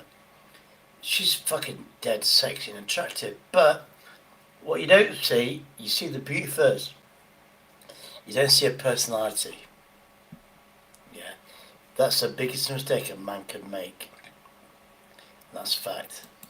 But in Hollywood, nothing is ever that simple, is it? Here's the thing about Tyler Perry. He didn't get to be a billionaire by being naive. The man is a shrewd businessman, and he knows that loyalty in Hollywood is about as reliable as the weather. That's like loyalty on YouTube. It's, you know, loyalty on YouTube is like fucking trying to rely on the fucking weather. So, he documents everything. Every phone call, every meeting, every tearful conversation. He calls it his vault. And you know something? I know somebody that did exactly that I met his son. His name was William Pickering. His dad was Lionel Pickering, a millionaire in the 80s. He was the first person that came to England. He got an idea from Australia. Lionel Pickering, you can Google it. He owned Derby County at one stage, and he used to document every conversation. He used to use a tape recorder. Yeah, his son had that same addiction. So he'd have like a house party, Will would, and he'd record it all on his hi-fi. And then he'd listen to the conversation the next day in his car. He was a journalist, a photography journalist, and he did some fucking amazing he took some amazing pictures of that one I can't remember her name, the one that had an affair with the Prime Minister, and it was like Egggate in the 80s. I can't remember her name. And she said, oh, eggs have got salmonella, and this and that and the other. And she just went into hiding, and it destroyed the egg industry. Nobody's buying eggs, because it was like, oh, every egg's got salmonella. That woman, that politician woman. And he took that photo, and he told me it took 2 days. She didn't come out of her house. You know when she came out of her house, and that photo where she's picking the milk up with the eggs, my friend at that time, Will, took that picture. His dad owned a newspaper and stuff like that, so he knew the score. And he was telling me stories. I don't know, I can't remember. But and Will used to do it. And while he was waiting for like 2 hours for his photo, he'd put his tapes of his conversation in his car. He'd listen. He'd come back and go, oh, you know that joke you did the other night? I went, what? Can't remember. I was pissed. You got me pissed, you cunt. And he went, oh, it's fucking hilarious. And he was playing those tapes. And I asked, why'd you do this? He says, my dad does it for every business meeting he has. And he's got a verbal proof of the agreements and everything, so nobody could go back on their agreement, this sort of and that's what this guy's doing. This guy is smart. I mean, bear in mind, Lionel Pickering, who came to this country, and basically in our country invented the free newspaper. Yeah, now they're all over the place. He got the idea in Australia. Basically, a free newspaper is you're selling advertisement space. That's how you earn your money, but you have to then make that paper interesting. So you have to put news stories in. That's when he needed journalists and stuff like that. So he did that, and he started off one of those wheelbarrow things with 1,000 newspapers.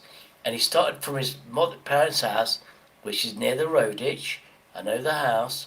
And he went there, on there, he spent all day, once a week, well, it would have took a week for him to deliver that, yeah? And it's for all the newspapers. In between, he'd be going to the local business where he was doing the papers, you know, will you put an advertisement in? This, that, and the other. You know, if you think I'm bullshit, you just Google Lionel Pickering and how he started. And apparently, it's filled with enough dirt to bury half of Hollywood. Now, when Harry and Meghan moved... Now, Lionel Pickering met, you know, Robert Maxwell, that fucking mogul, and the daughter that's in fucking prison. Lionel Pickering knew those people, and Lionel had a lot, and I think Lionel's still alive, he had a lot of dirt on them people. And he told his son, well, that fucking, what's the name I just mentioned, is a right devious cunt. Robert Maxwell was a devious cunt. He'd backstab you as soon as fucking look at you. Moved into Perry's mansion, they signed a residency agreement. Seems normal, right? But buried in the fine print was a clause that basically said, if you ever try to pretend I didn't help you, I'm unleashing the Kraken. Okay, maybe not in those exact words, but the gist is that if they publicly disavowed him, he had the right to release information to protect his reputation. And guess what? That's exactly what happened. Fast forward a few years, Harry and Meghan are living the California dream, signing multi-million-dollar deals and building their brand around being authentic and vulnerable. But then, Tyler Perry's studio gets hit with a massive lawsuit, allegations of workplace issues and bullying. His reputation takes a hit. And suddenly, Meghan's PR team decides that Perry is a liability. they start quietly erasing him from their story. Photos disappear, mentions get scrubbed from articles, even Lilibet's Wikipedia. I tell you now, she's pretty, but look at the stress with the veins and stuff. And all of a sudden she's not pretty. Wikipedia page got a periectomy. This is where things get interesting. Remember that clause in the residency agreement? Well, by trying to erase Perry from their narrative, they triggered it. And Perry, being the meticulous guy that he is, reportedly just sat back and said, they signed for this. Then, the first audio leak dropped.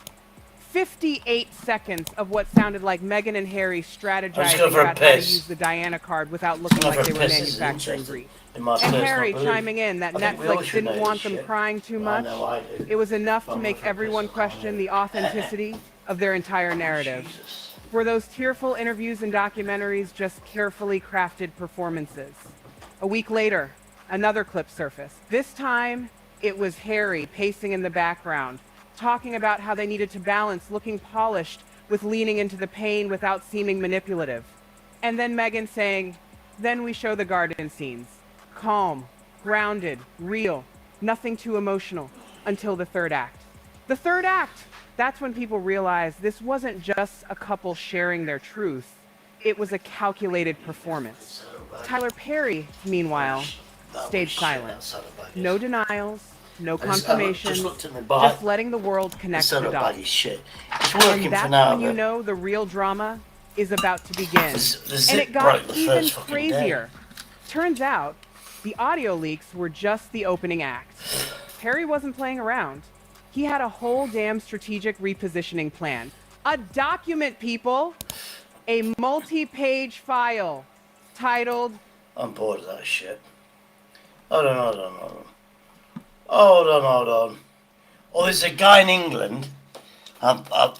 He made 16% apple juice cider or whatever. It's like a sherry, and it's like quick release fucking yeast that you buy, and he basically showed you how to do it, and you get pure, the best apple juice you can get, quality, like a litre. You put it in a 2-litre bottle, sterilised, like a Coca-Cola bottle, put that in, half of that in, added water, this, that and the other, and then put the yeast in, bada bum, bada bing, and he said, 4 days it's going to be good. It looked pretty good. He didn't taste it, and then blah, blah, blah, blah. It ended up 8 weeks later. He said 4 weeks it was drinkable, but it was harsh. 8 weeks, he left it to about 12 weeks. And he got the Hydra, what's the name in it? 15% proof. Now here's the kicker. The yeast cost 60-something pence. He didn't use all of it, so he can use it again. Water's obviously fucking pennies. He used tap water. And then he got the best apple juice, a litre, and that was like 152 quid. So it's like £2.40 or something. And it ended up a litre, actually 2 litres. Actually no, the apple juice was half a litre. It ended up a litre of this alcohol at 15% proof, smooth as fuck, he said, but it only cost him like 3 fucking quid. Now if you get half a litre or like a bottle of whiskey, a bottle of sherry if you like, at that price, yeah, you're talking fucking 10, 15 fucking quid. And he said it was smooth, and it, you know, fuck me. I'd like to do it, but I need to get off the fucking alcohol, to be honest. Today I'm making the cheapest potato vodka recipe. We are going to use a cheeky trick to get This guy sounds Australian, so I trust him. real potato flavour for free. blind taste test the final product against 3 commercial bottles to see how it does, and then tally up all of the costs to see exactly how much it cost me to make this bottle of potato vodka. That's a pochine. You know the Irish have that pochino stuff. Oh, and I've seen some music here. Is it pochine? It's made out of potatoes or some shit like that. But I reckon it's going to be about 50% proof, to be honest with you. I have a pot full of water, boiling and ready to go, which means... That's an induction hob. I've got one of them. I've got a pan almost as big as that, or I did have. Actually, I've got one half the size of that. I'm sure I've fucking got the bastard. Means it is time to reveal the secret of making the cheapest potato vodka I can possibly hear in the skins for free. So the plan now, a better home. And honestly, I think there's a little bit of... I have... Hold on, what are these? Fast forward, what are these fucking things in bags? Let's double check this possibly imagine. Here's a secret. Hold on. I love secrets. Doesn't look like much, I know. All in ragtag Ziploc bags out of the freezer. So over the last 6 months, literally any time we have cooked anything with potatoes that involved peeling them. Oh, these aren't potatoes. These are the skins of the potatoes we don't fucking want. I did not know that. I have dutifully given them a little rinse, popped them into a Ziploc bag and frozen them in a corner of the freezer where I wouldn't forget about them. Which means, like I said... You know I'm thinking about now? Getting another freezer. Allegedly. This is free. It was going to go to the chooks or in the rubbish bin. Or if you had a pig, you'd feed it to the pig. I've not got a pig. What am I going to do with it? Freeze the fuckers and do this shit. Or landfill, or the compost, or whatever. Hold on, I've got an idea. What if I quit the beer, which I would need to do for my health, otherwise I'm going to die really rapidly. But I can still fucking, let's say I could make this shit, test it, get a little bit of buzz off it, but then, wait for it, I can sell the bastard to people and make a bit of a sideline. Exactly. I'm just giving it a better home.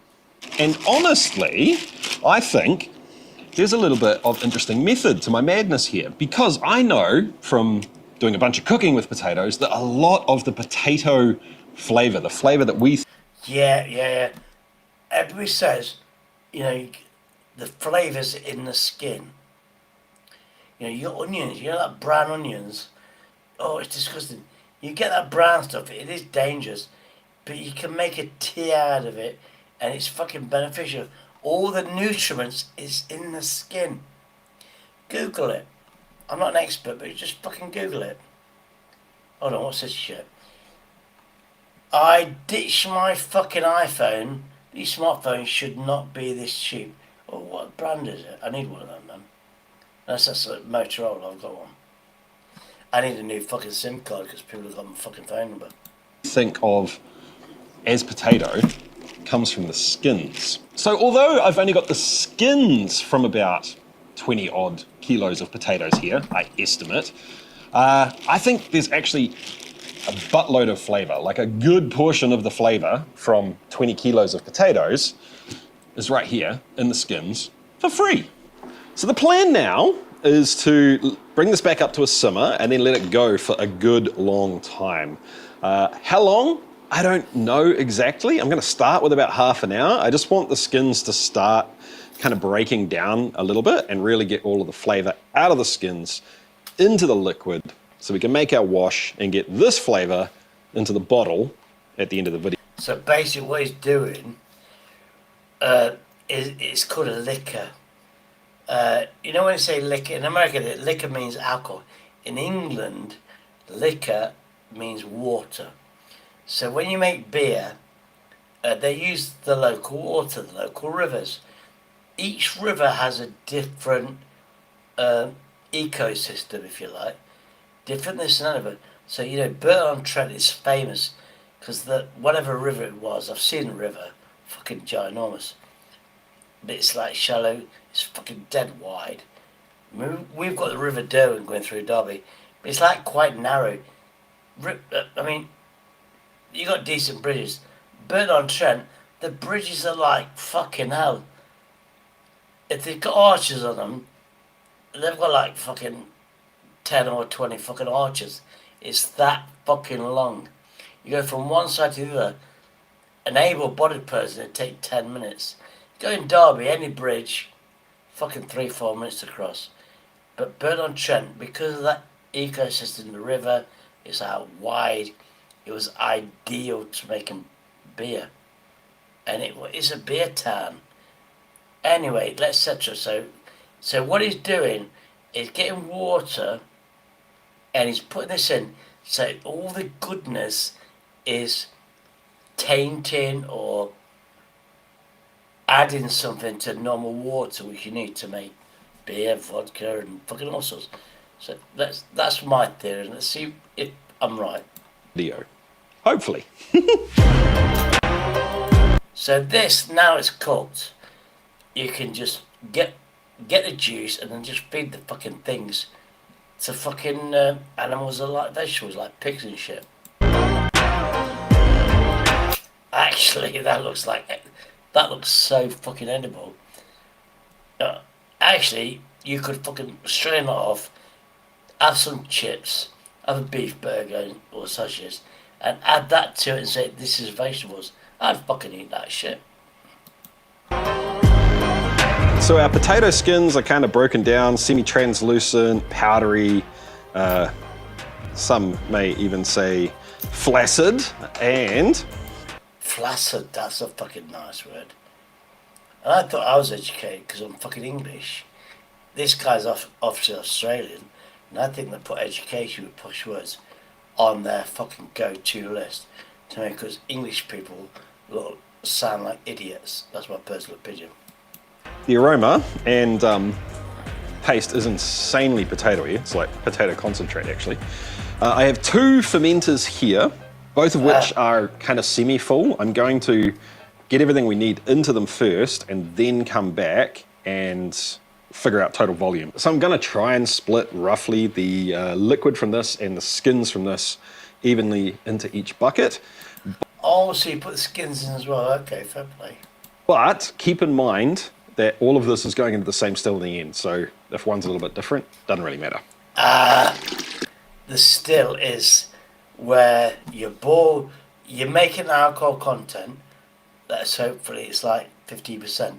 Then you then put it in a still, which then condenses it, turns into steam, and that goes through it all, it chills, and then because it's things that have the alcohol in a litre, that litre will turn into like 200 millilitres because it's steam and shit like that. But that 15% alcohol content then turns into 40% because it's like concentrated, allegedly. And you can buy these distilleries, I don't want to brag, from Temu. I mean, technically, you could get, in my theory, the cheapest bottles of wine, which are now like £5 each. Yeah, let's say you get 3 litres of that, it's going to cost you 15, actually, no, that's a bit boring. 15, yeah. Get red wine and stuff. Yeah, red wine. Anyway, you put that through the distillery, you put 3 litres in, it'll turn into 1 litre. But that 1 litre, instead of being 6% proof, or 5% proof, you'll turn that into 30-40% proof. Because you've distilled it, you're enhancing the flavour. Except, fucking Google it to see if I'm fucking right or wrong. But I do not promote making your own fucking booze, ripping off the government so you're not paying tax at 70%. I believe if you want to have alcohol, you have to pay the tax because that tax pays for national health and everything. You smoke, you be a smoker. 75% of that goes back in the government purse with taxation, VAT. That money benefits. It goes into national health. Oh no, it doesn't. It goes into the politicians' pockets. But the theory is right. The intention is right. It's just that rip it off, etc., etc. So what we have now is kind of like a slightly warm, watered down, terrible potato soup.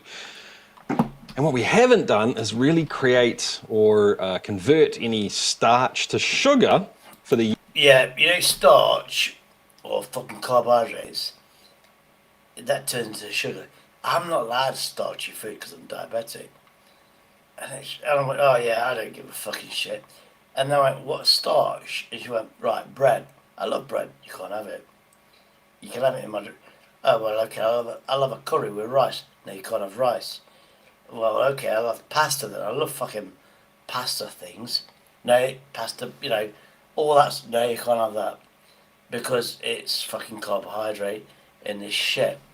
Well, I'll starve. But then you say, have a load of protein. Protein shakes, protein yogurts. Oh, I'm thinking, protein, I might as well just eat fucking meat then. Yeast to eat to create the alcohol. The reason I'm not going to even bother doing that is because potato is a terrible source of starch to make alcohol from. Potatoes are about 15 to 20% carbohydrates. So for the purpose of this, let's work on 17.5%. Carbohydrate converts into sugar. That's why I'm not like potatoes, chips and shit. Bastard fucking diabetic nurses. If we did a mash and we were able... I only accepted it because the nurses were like decent looking. Even my age, they looked attractive. I don't know what... Actually, the nurses, aren't they? They know about health. And they probably... You know, a nurse is 50 years of age. Because they're nurse, they know about health and shit. They actually look 40 years of age. Seriously, they look younger than what they are. God bless nurses. And they're so compassionate. I love nurses. Not in that fucking weird way, because they just care and shit like that. To convert 100% of that complex carbohydrate into simple sugar, and let's... Yeah, because you need sugar. Carbohydrate turns into sugar, and then you have yeast. Yeast converts that sugar into alcohol content, allegedly. Face it, team, we won't be able to do that. Not quite. We would end up with 525 grams of fermentable sugar. Let's talk cost, and this is going to vary depending on where you are, obviously, but sugar costs about $2 a kilo for us. Potatoes cost about $2 a kilo if you get the cheaper ones. Same price, wildly different, because this costs like $1.30. These, $6.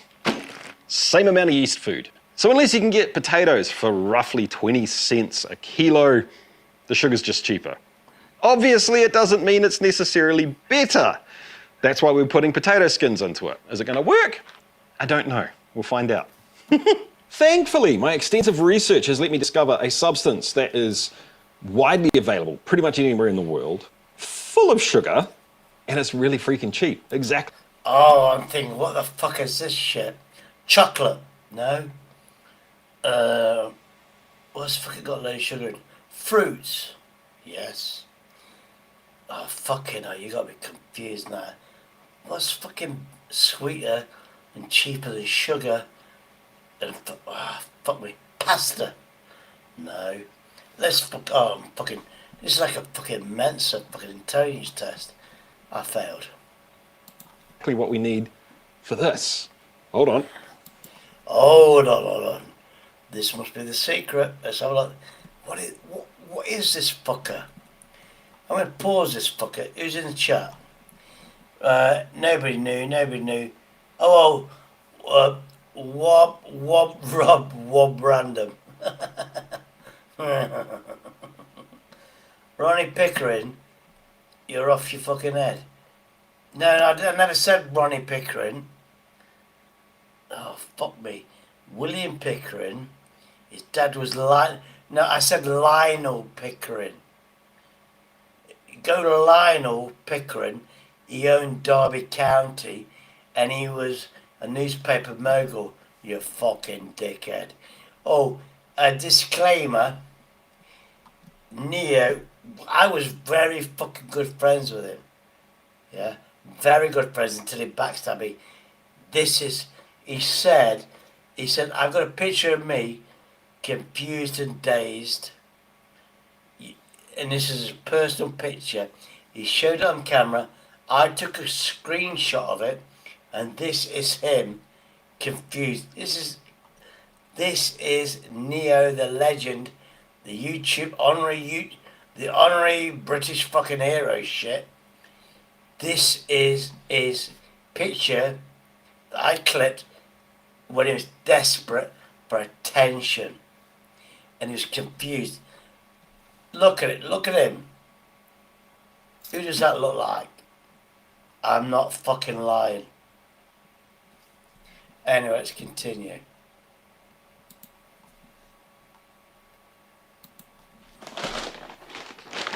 Table sugar. What? Oh, table sugar. That's fucking... What the fuck? You just bought some sugar. What the fuck's this about?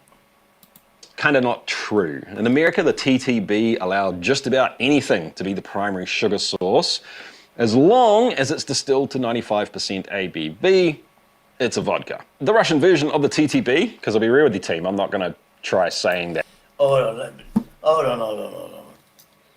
on. Where's my fucking stick? Oh, bollocks. I don't know where my real phone is. Hold on. I can translate this shit. Gemini, you bitch face bitch, gorgeous bitch. Computer, you need to help me out, bitch. Oh, where are you? There we go. Now I'm going to put her on camera and shit. Creating him. Oh, what on? Hi, Shady. Where should we start? Create an image, write anything. Hold on, I've activated the phone, I'm getting noticed shit. Right, there we go. We've got Gemini on. Gemini, how you doing, sweetheart? I'm doing great, thanks.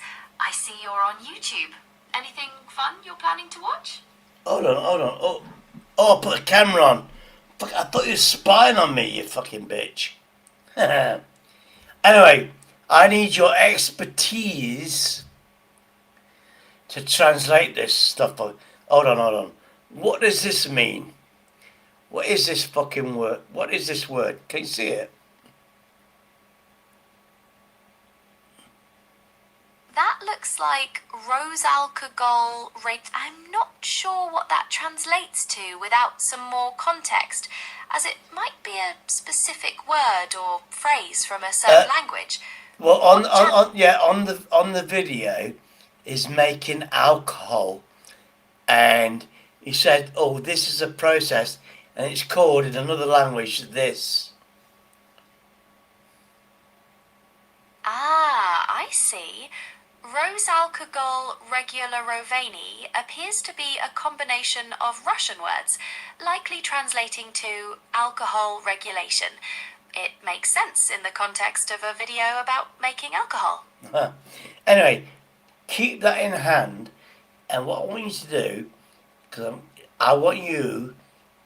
I'm trying to do a business now, I need to quit alcohol, but I know about alcohol. I'm thinking I could have my own distillery and then sell it to people local, make quality stuff, where it's safe for people to drink, and all they do is get drunk and make a profit out of it. So remember that, and you do the research for me, and remember the cheapest possible shit that I can put together and make quality alcohol. Do your research. If it takes you months, I don't care. Anyway, take care, sweetheart. Bye-bye, Gemini. So what... Oh, shit. Whatever she said, that's what the word means. Was it... I ain't got a fucking clue. That. Agree. Sugar can be used to make a vodka. And yes, I get it. Obviously, just because those organizations say you can doesn't necessarily mean you should, and maybe your definitions are different. That's fine. I'm just saying we can make vodka with sugar. Would the traditional way be better? Potentially. I've done that. The thing is, you need yeast. Now, sometimes you get a yeast that grows on stuff. You know, when apples deteriorate, fall on the floor, and they go mouldy, there is a natural yeast. It's a natural yeast in the air that will ferment those rotten apples. And you can Google this shit, I know I'm right.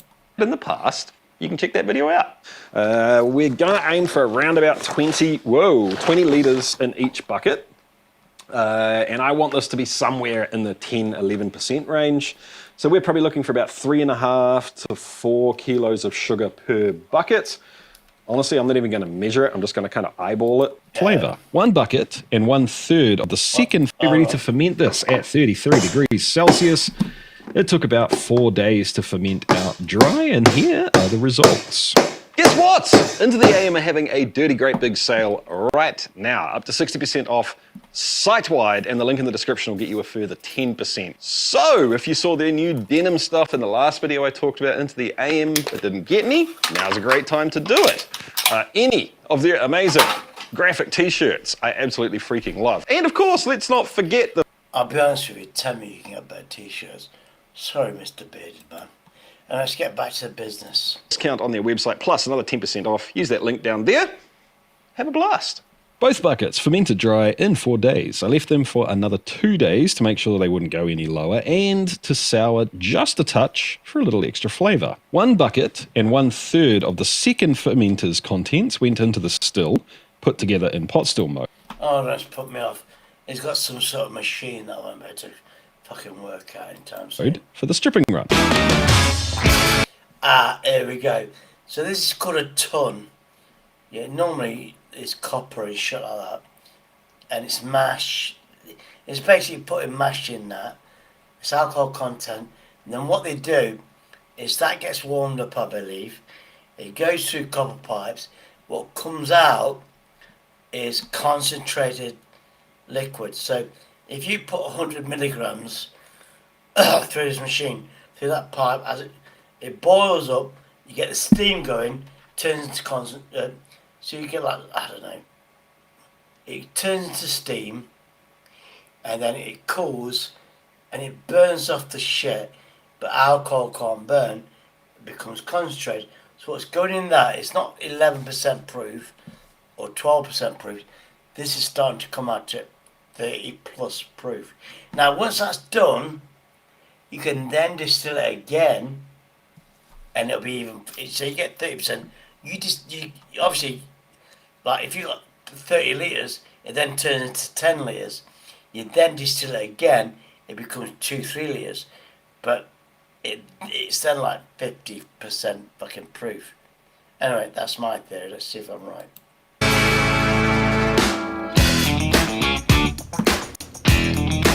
That's dangerous. That is like pure fucking vodka. Looks like water, it would knock it clean out. I collected low wines down to around 2% ABV. We want every drop we can get. So we emptied the still out after the stripping run, added the low wines, which are the distilled result of the stripping run, back into the pot, along with the rest of the wash, of course, filtered out the potato skins. Oh, this is fucking complicated, isn't it? We've got the still built with 3 plates. Oh, that fucking hell, man! Check that shit out. Imagine that was a bong. I don't do that shit. But imagine fucking chugging on a bong like that. Oh, what the fuck? This is like fucking new science to me and shit. And a packed column section as well to help. What the? That's space age shit, that is. Let's get a nice high ABV. The still's now warmed up, it's fractioned out, it's been running like this for about 10 minutes. And what I need to do now is start adjusting the power going into the pot at the bottom and the amount of water going into the... Oh, this fucking new school. This electronic, the old school is the old school, where there's no electrics involved. Reflux condenser at the top to start getting first drips coming off the spouts. When we first start running the still, we're going to want to keep the drip rate nice and slow so we can be more precise with our cuts. And the first thing... Now bear in mind, this is all, everything that comes out of this this guy, if he sells it, he pays the tax, which is probably 70%. So he'll sell this for $1. Yeah. So he'll sell it for $1. Within that $1, he'll pay then 75 cents to tax the government, and his profit then is 25%. Yeah? Do you know what I mean? So this guy is fully legal. There's nothing illegal about this shit. And, you know, it's a win-win-win for the government. We're going to collect is 4 shots. The stuff is never going to see the light of day in terms of being consumed. I like to use it for cleaning up all my... What the? Hold on. You just lost my fucking respect now. You're going through all this shit to get alcohol to clean shit in the house. What a twat, in my opinion. Stainless steel stuff and for lighting fires in the pizza oven. Do not drink this stuff. It ain't good for you. Hold on. Now you got my attention. With this shit, you can light fires with it. Of course you can, it's alcohol. Now I'm interested. Let's see what I can use, allegedly, to burn shit down with. And it tastes like ass. I've collected exactly this much 4 shots. So all that shit, you see, that's all he's got out of it. I knew that was going to happen. But what can this do?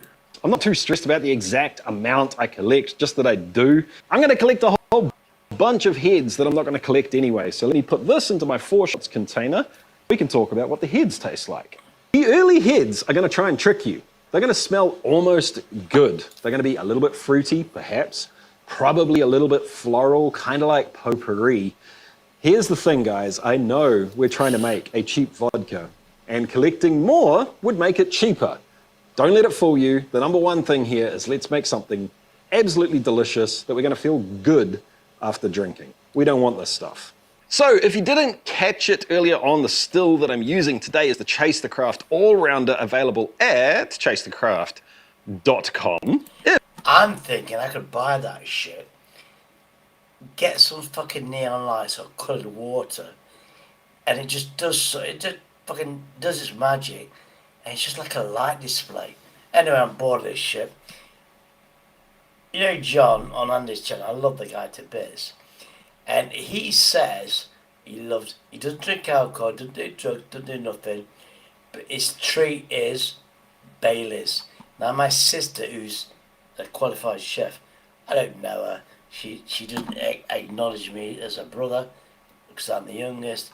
I took the attention away from our father, and she was jealous because she was like a daddy's girl. Anyway. This is how you make this shit. I could ask him, but... Welcome to Savage Kitchen. There we go, yeah. Today, we are going to be making homemade Irish cream.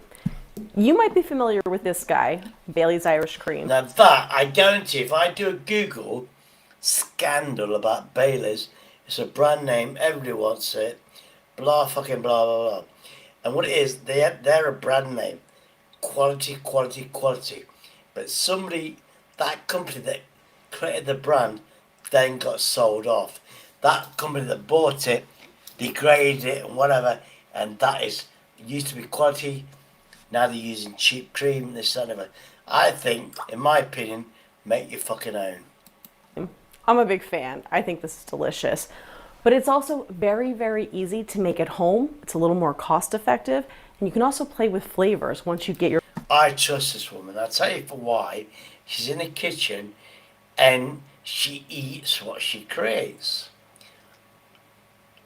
And I say that in a nice way because her appearance says before she serves anything, she eats it and makes sure it's quality.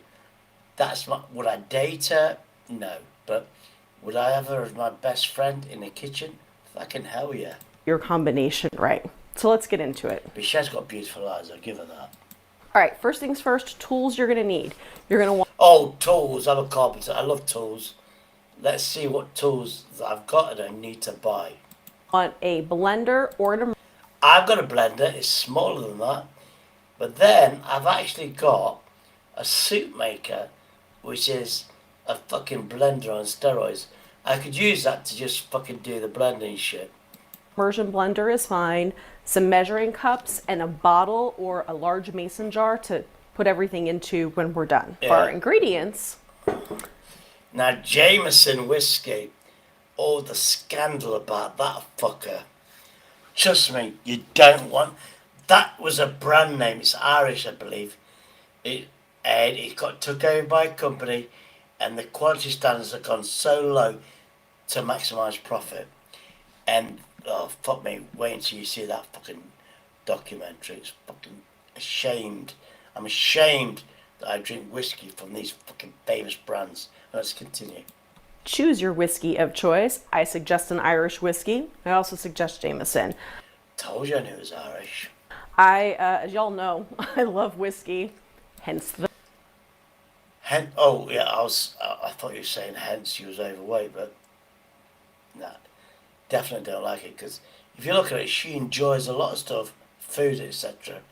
Give her a bottle of whiskey, she'll give you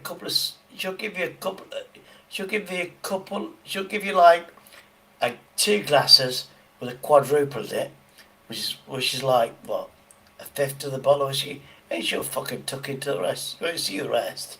That's my assumption. The shirt. I love bourbon, but Jameson was actually my gateway into whiskey. I think it's fantastic. They have a lot of different offerings now, but just your regular old OG Jameson will do the trick here. Regular cheap scamming whiskey, yeah, I get you. Then you're gonna want some chocolate syrup. What? I thought... Oh, this is American style, isn't it? What the fuck are these ingredients? Let's have a look anyway. Sweetened condensed milk. Now, I know about this. You definitely need condensed milk. I know that. So that's staple. I'll have to get an English version of this shit. Don't at me on this one. I get it. I don't use a lot of processed foods, but in this, you're either going to have to add a lot of sugar or sweetened condensed milk. I think the sweetened condensed milk lends a better texture to... Now, I'm sure when my sister made it, she made it from pure single cream, which you can buy in tubs. And then I think you do have this condensed milk for the sugar or some... I don't know, I'm not an expert. The overall drink, then adding... I mean, God forbid, I haven't seen that sister that could do this shit since my other sister's funeral. It was like 4 or 5 years ago. And I can't stand the woman, she can't stand me, even though we're blood. But she's so two-faced. If I knock on her door, I don't know where she lives. Oh, hello, Shady, how you doing? She said, call me Shady, obviously. And she'd be like, up my fucking arse. Because apparently she's collapsing. And she's ignored all her family, all her siblings, apart from one sister who passed away. And she's, I mean, there's 6 in our family. And 5 of us, not me, sadly my children died before they even, yeah, anyway. And so I've got nobody, allegedly, that I know of. But there's 5 other siblings, 4 of the siblings got loads of kids. My sister's got none. She's not barren, it's just her husband's a bastard. And he doesn't want kids, and he told her straight. She had a nervous breakdown about shit. If I'd have known earlier, I should have fucking taught him a lesson. Because he's a mouthy cunt, but he can't fucking back his words up. And I'm disabled now, but I should have done some shit 20 fucking years ago. It is what it is. But they actually didn't treat me that fucking well. But anyway, I'm sure it's cream, whiskey.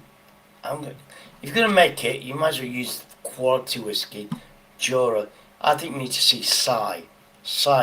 All that fucking stuff he drinks is legitimate whiskey where it's never been corrupted.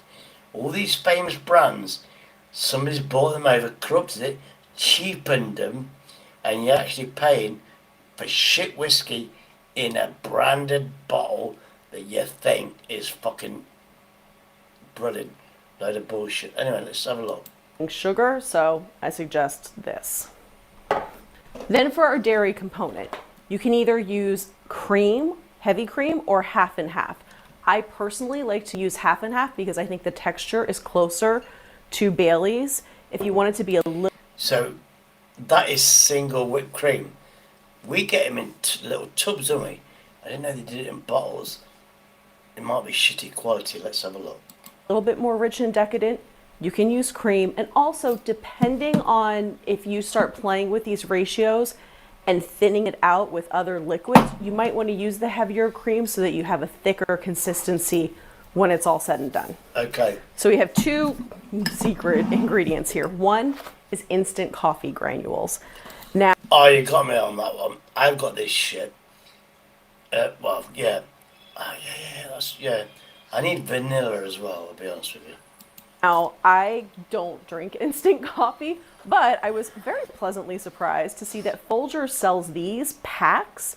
They're 99 cents, and they come in these little single... Yeah, they're miniature ration style. They're not new. These things are in the military. That invention was like, I think the military or the whatever said, we need coffee, and they inspired or whatever, freeze-dried coffee, which is what we get in jars. Instant granulation. I'm sure that was a military idea. I don't know. Google it. Do your own fucking research, you cunts. Full serving pack, so it's perfect for something like this where you might not want to buy a...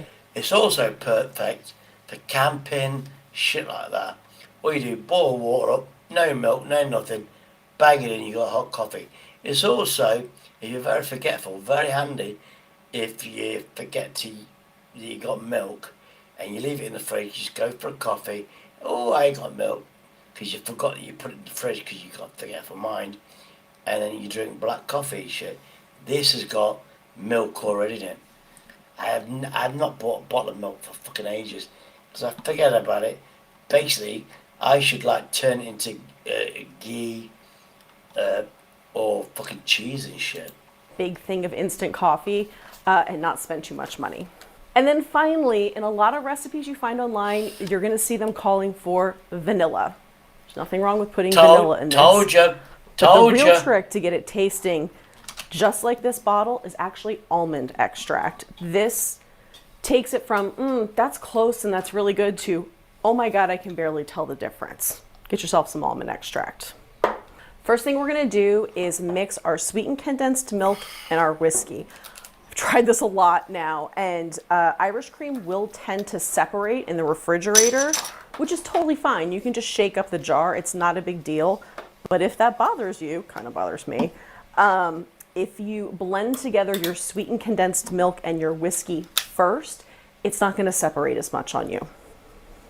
Next up, we are going to take 1 2/3 cups of Jameson. Hold on. It's not the whole bottle.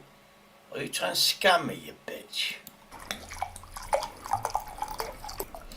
Now add Coca-Cola.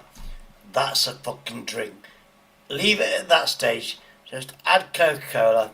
I'm happy. Yeah, maybe a little more. I love this woman. So I'm asking a woman, oh, I want a whiskey and Coke. Can you pour me a glass? Then she brings out a litre bottle jug. This woman's fucking amazing. I love this woman. Yeah, she's not my type, but as a best friend, she's amazing. Close enough. She needs to change her mind about the fucking whiskey quality, but... Oh, so you put the basic cream in, then you... Okay, let's have a go. Oh, it smells so good. I genuinely... How cool is that? Because the whiskey is lighter, less condensed, it floats above the thicker cream. It's science. Oh, Jameson. All right, now before we add anything else, we're going to blend this up. Exactly. I can do that in my soup fucking maker. It looks similar to that, bit different, but it's got a blitzer in it, apparently. The blades don't work. If you're making chunky stuff, chunky soup, it doesn't work. If you want it smooth, then it fucking blends the fucking hell out of the bastard, basically.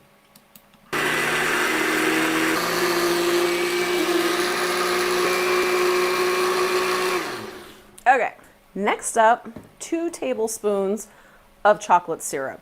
I have this ginormous thing of chocolate. Hershey. Never had. Actually, I had a Hershey bar. I had 2 fucking cubes of it. It's like a fucking brick. It tasted okay. It's not fucking British. I think I actually threw it away. But anyway, I'd use something else that's British. Except Cadbury's or Thornton's. That's my personal opinion. Syrup from the hot chocolate incident of 2K22, which I will link above. Roughly 2 tablespoons. You know, I don't really love to measure Yeah, I don't. Just squeeze it in. Just change the colour and shit. here, so why start now? That's probably a tablespoon. That's It's chocolate, put another tablespoon. 3 tablespoons. Put some more in. probably 2. So this Now, she doesn't see size. She said 2 tablespoons. I reckon that's about 6. Because she's incapable of seeing sizes. I'll tell you what. She'll see a big meal and think it's a tiny meal.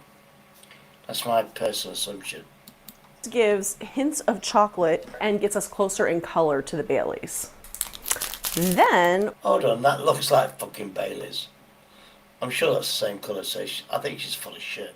Oh, then the coffee shit. Let's go for it. We're just going to take half a teaspoon of the instant coffee granules. I know that doesn't seem like a lot, but stuff's potent. A little goes a long way. You can do this with just plain... It fucking doesn't. Because if I make a coffee, yeah, I need 2 of those sachets so it tastes half decent. So she's full of shit on that one. black coffee, or if you really want to be fancy, if you have some Mr. Black, I would add maybe half a cup of Mr. Black. But if you do that, start with a heavy cream because your overall consistency is going to be a little thinner. So I'm just taking half of this packet. As if I'm going to take my time to do this shit and buy the bottle myself. Which is about half of a teaspoon. Now we're going to take about a teaspoon of almond. Yeah, I need that. Almond. Oh, I need this fucking essence. I love almonds. You know, in like almond fucking sliced cakes and shit. It's awesome. Almond extract. I could use it as fucking aftershave, I think. Because women love almond and vanilla. Why have aftershave? Just put fucking that essence. That's what I'm thinking. I will actually measure this one. Whoop. You can add vanilla extract also if you would like, but honestly, I don't think it's necessary. I think the flavor gets kind of lost. Yeah, but you're boring me now. I want to see the end result. What's this shit that you're putting in? Oh, what the fuck is this shit? Hold on. My sister used just whiskey. She used whiskey and single cream. Yeah, and she'd make... I have 1 bottle of whiskey. She'd make 2 bottles of this fucking stuff. So that's like... It then becomes, instead of 40% whiskey, if you dilute that, there's 2 bottles of 20% Irish cream. Decent shit. You know what I mean? I don't know. I'm gonna have to befriend the bitch and see. I'm gonna have to make it. I've got the money. I might get a bottle of whiskey and this fucking cream shit and make her do 2.5 bottles. So that means if it's 20% proof, 2.5 bottles, she's gonna have to expand it with extra cream and shit. And she can have half a bowl as my appreciation.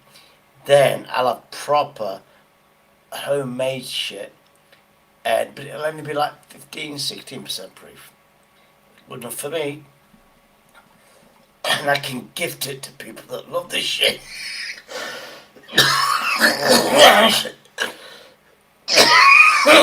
Actually, I'll get them into smaller bottles. I'll have 5 or 6 of them. They're giftable to people. And let's say I get 5 of them out of this shit. I can give 1 to my sister for doing the hard work and the intelligent shit. That leaves me with 4. 1 for me, in case I need it, which I probably will, because obviously I've got to test the end result. Then I've got 3 that's homemade. People are going to think homemade, love, passion, and I can gift them to people. And they're going to say, Shady, you are fucking amazing. And I go, I know I am. So you have to tell me, just drink the fucker and fuck off out my life. That's the last time we're going to see each other. That's my parting gift. Allegedly, I'm that cruel. Oh, this is the single cream shit. We have it in tubs. I know what it is now. Anyway, let's blend this. Hold on. Oh, yeah. I should blend this shit. Now, you don't want to go too long with the blender. You're using blender on this because we're not making whipped. Yeah, because if you do too much, it's like Pete Tong. You're getting it wrong. Cream. You just want to make sure that those instant coffee granules have dissolved and all of our ingredients are incorporated. Now, personally, what if you get that single cream, put the fucking coffee granules in the cream, leave it for fucking 10 minutes, stir it around, it dissolves. You don't have to have this fucking drama shit. Incorporated. Okay, into the bottle we go. That's what I'm talking about.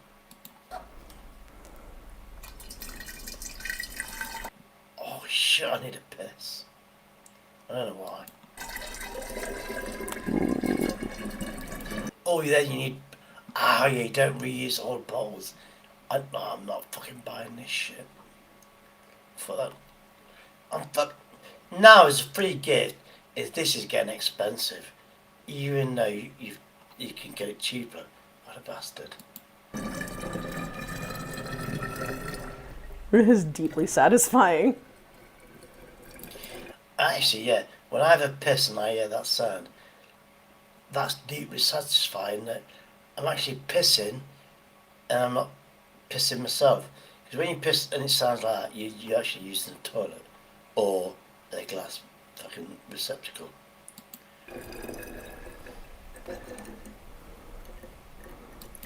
Oh, the fuck on. That is fucking wrong. It should have been fuller. I don't think she's calculated this fucking correctly. Unless she's going to add more whiskey. Let's see what she does.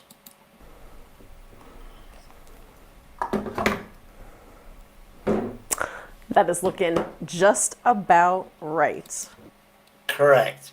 Just about. What you're going to add. Actually, I'd use that thick cream. Top it up with the thick cream. And then you can shake the bastard up. Ooh, it smells good. All right, let's do a little taste test comparison, shall we? What? I'd have had more fucking cream. That bottle looks like somebody's fucking chugged on it. Which means I'd be paranoid as fuck if I had a bottle like that. And it's a shame, really, this should be a blind tasting, but I'm flying solo today, so you're just gonna have to make do with me. Oh no. Why don't you just fucking put it in, then blindfold yourself, swap the glasses around so much it confuses you, then you ain't got a fucking clue. Put a label underneath, obviously, so you know which one it. That's what I would fucking do. So you need that because actually it looks similar. Okay, original Baileys. Now personally, I'd have Baileys. You know what I'd do with that bottle of whiskey? That amount there, I'd add the same amount of whiskey just to fortify the fucking Baileys. Which, by the way, Baileys comes in like all kinds of fun flavors now. Yeah, because it's been commercialised. It's a shittier, fucking crappier shit. And I'm thinking, do you know what I mean? Don't make your fucking own. I love the original. Mint is pretty good. But I think you're gonna... I'm going to play some music in a minute. This woman's boring the fucking hell out of me. And let's see what she's... Oh, are you drank the fucker yet or what? Here we go. She's drinking the Baileys. Let's have a look. It's so good. It's very... John, if you're watching, this is your favourite. She says it's good. Now let's see if the homemade is better. I find this very comforting. It's really good. Now, another one is, if you put brandy in that bastard, it's fucking hell, it's fucking amazing. People also tend to think of Baileys as like a cold weather treat only. Like, yeah, John, you treat yourself at Christmas. But guess what? Baileys is not tied to a festival event like Christmas and shit is for every fucking day cheering you up. But drink it in moderation. Exactly. Nay, I say, I love this in the summer over vanilla ice cream as an affogato. Oh. What the fuck? I never knew that. So you can have like a bowl of ice cream and put fucking alcohol in it. So this woman, I'm liking it. She's definitely a fucking pisshead connoisseur. Delicious. Also in a boozy milkshake, real good. Oh god, so you make a milkshake with shit ice cream and milk and bada bum bada bing, and you fortify it with Baileys. What a fucking amazing idea. Or go hardcore and just make a milkshake that's healthy and then make it more energetic or relaxing and put fucking a double whisk in it. Good idea. I need a blender. Alright, so let's try our homemade version. Homemade. I'm thinking, because it's homemade, no additives, no shit, she's going to go, wow, it's brilliant. Even though she's made it herself. It does look a bit pink and gay, but hey, that's why I need a blind test. Because if I see something pink, I'm not going to fucking drink it. Also smells delicious. Of course it did, you made it yourself, you bitch. Now let's be honest, don't bullshit me. Does it taste nice? Because tell you now, if I did that and I tested it, I'd say, oh fuck, I fucked up, it tastes like shit. You know, now let's see if you're as honest as me. So good. Oh, I would think, I think anybody would have a really hard time telling these apart. You know, for me, I have this. I would tell that apart. Don't fucking disrespect me. Do you know what I mean? I would know. I've done the Pepsi challenge and the Coca-Cola challenge, and I chose Pepsi because I'm a connoisseur. You know, there's no cognitive disconnect for me. I just made it so I can taste every single ingredient I just put in. I'd put a sprinkle of that Chinese flavor enhancer. It's called blah blah blah. I didn't know the name. And basically emulates meat. And if you have anything with meat in it, you love it. So if I put that salt flavor enhancer in that, bada bum bada bing. It'd be like, you know, when you're addicted to these fucking hardcore drugs, you put that flavor enhancer in that, you'd be addicted to that shit. And once I've done that, yeah, £5 a bowl. Once you're addicted, £25, £30 a bowl. And guess what? It's fucking legit. You can't be arrested for it. Now, if you sell cocaine and shit like that, you're arrested. If I put flavour enhancer in that, they'll be that addicted because it's like the wow factor. I can charge a couple of £2, £3, £4 more, in my personal dodgy belief. But really, if you step back for a minute and just take. Yeah, she's definitely boring me. Add water to what? Hold on. I need this shit. Gentlemen, before we start, let me ask you something. Oh, she's gorgeous. Now, the title says, don't drink plain water after 50. Allegedly, I'm over 50. Obviously, I look 40, fucking not 59, 49. Add this mineral for insane blood flow. Oh, I need that shit. And a name, allegedly, is Doctor. Okay, let's have a look. I've got some mineral water. It's flavoured shit, which means it's bullshit. Simple. How many glasses of plain water have you had today? No, 0. I've had Coca-Cola, I've had fake lager, and I've had Coca-Cola whiskey. So yeah. 2, 3, maybe a full bottle already. Most men would proudly say, plenty. I stay hydrated, Doc. But here's the truth.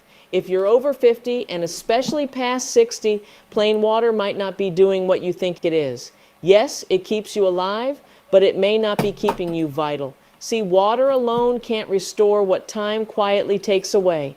After 50, your body's cells, blood vessels, and hormones start changing in ways most men never notice. You drink water, yet still feel tired. You exercise, yet your circulation feels slower. You sleep, yet wake up groggy and dry. Something's missing, and that something could be the key between just surviving and thriving.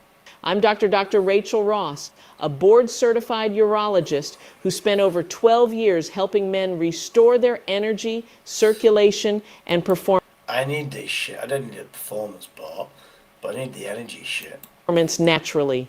And today, I'm going to show you a truth most people never hear in medical school. Because what if I told you that the kind of water you drink matters just as much as how much you drink? That your hydration could be reprogrammed not just to quench thirst, but to charge your cells, boost blood flow, and even reignite the power you thought was gone. Sounds wild, right? But stay with me, because by the end of this video, you'll never look at a glass of water the same way again. In fact, you'll... I look at water thinking, do I need to clean myself? Or whatever, and I go, yeah, I do. So this woman could change my mind about water. Discover how adding one small thing, a forgotten mineral, can transform... So you have normal water, but you have to add some shit to it. I'm up for that.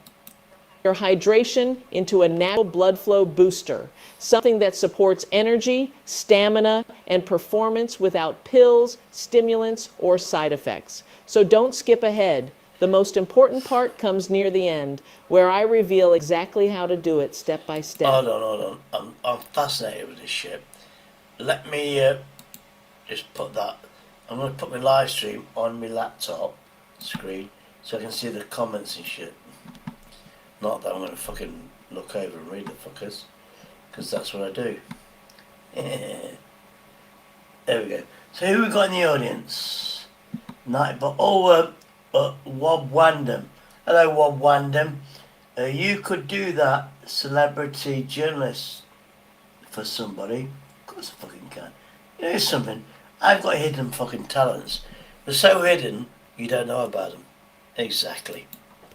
And before we dive in, hit that like button, subscribe if you're new here, and tell me... Hold on, you got 20 subscribers? Actually, I'm in a fucking 17k likes. I'll subscribe. Because at this moment in time, I'm very fucking trustworthy. Hope you don't fucking scam me. Me in the comments, where are you watching from? I love hearing from men across the US and around the world. Hold on, she's one of the... Hold on, I'm going to go to the toilet. I'm going to pause this shit. You look at her beauty, and then I want you to consider one thing. I love talking to men, blah, blah, blah, blah. She's fucking... I'm going for a piss. I need to think about this shit. I think she's trying to fucking... cougar me.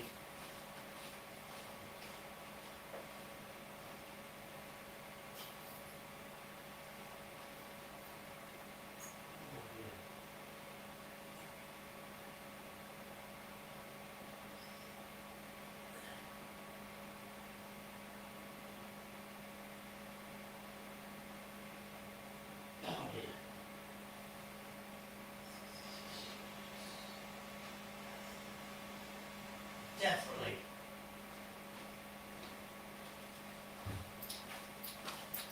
I'll wait until I do a fucking video of my bike. You know the mud guard, the front wheel. It's supposed to protect you. But what it does, it protects you, but it's a bit of a splash, and on the frame, it's got dirt on it that I have to clean.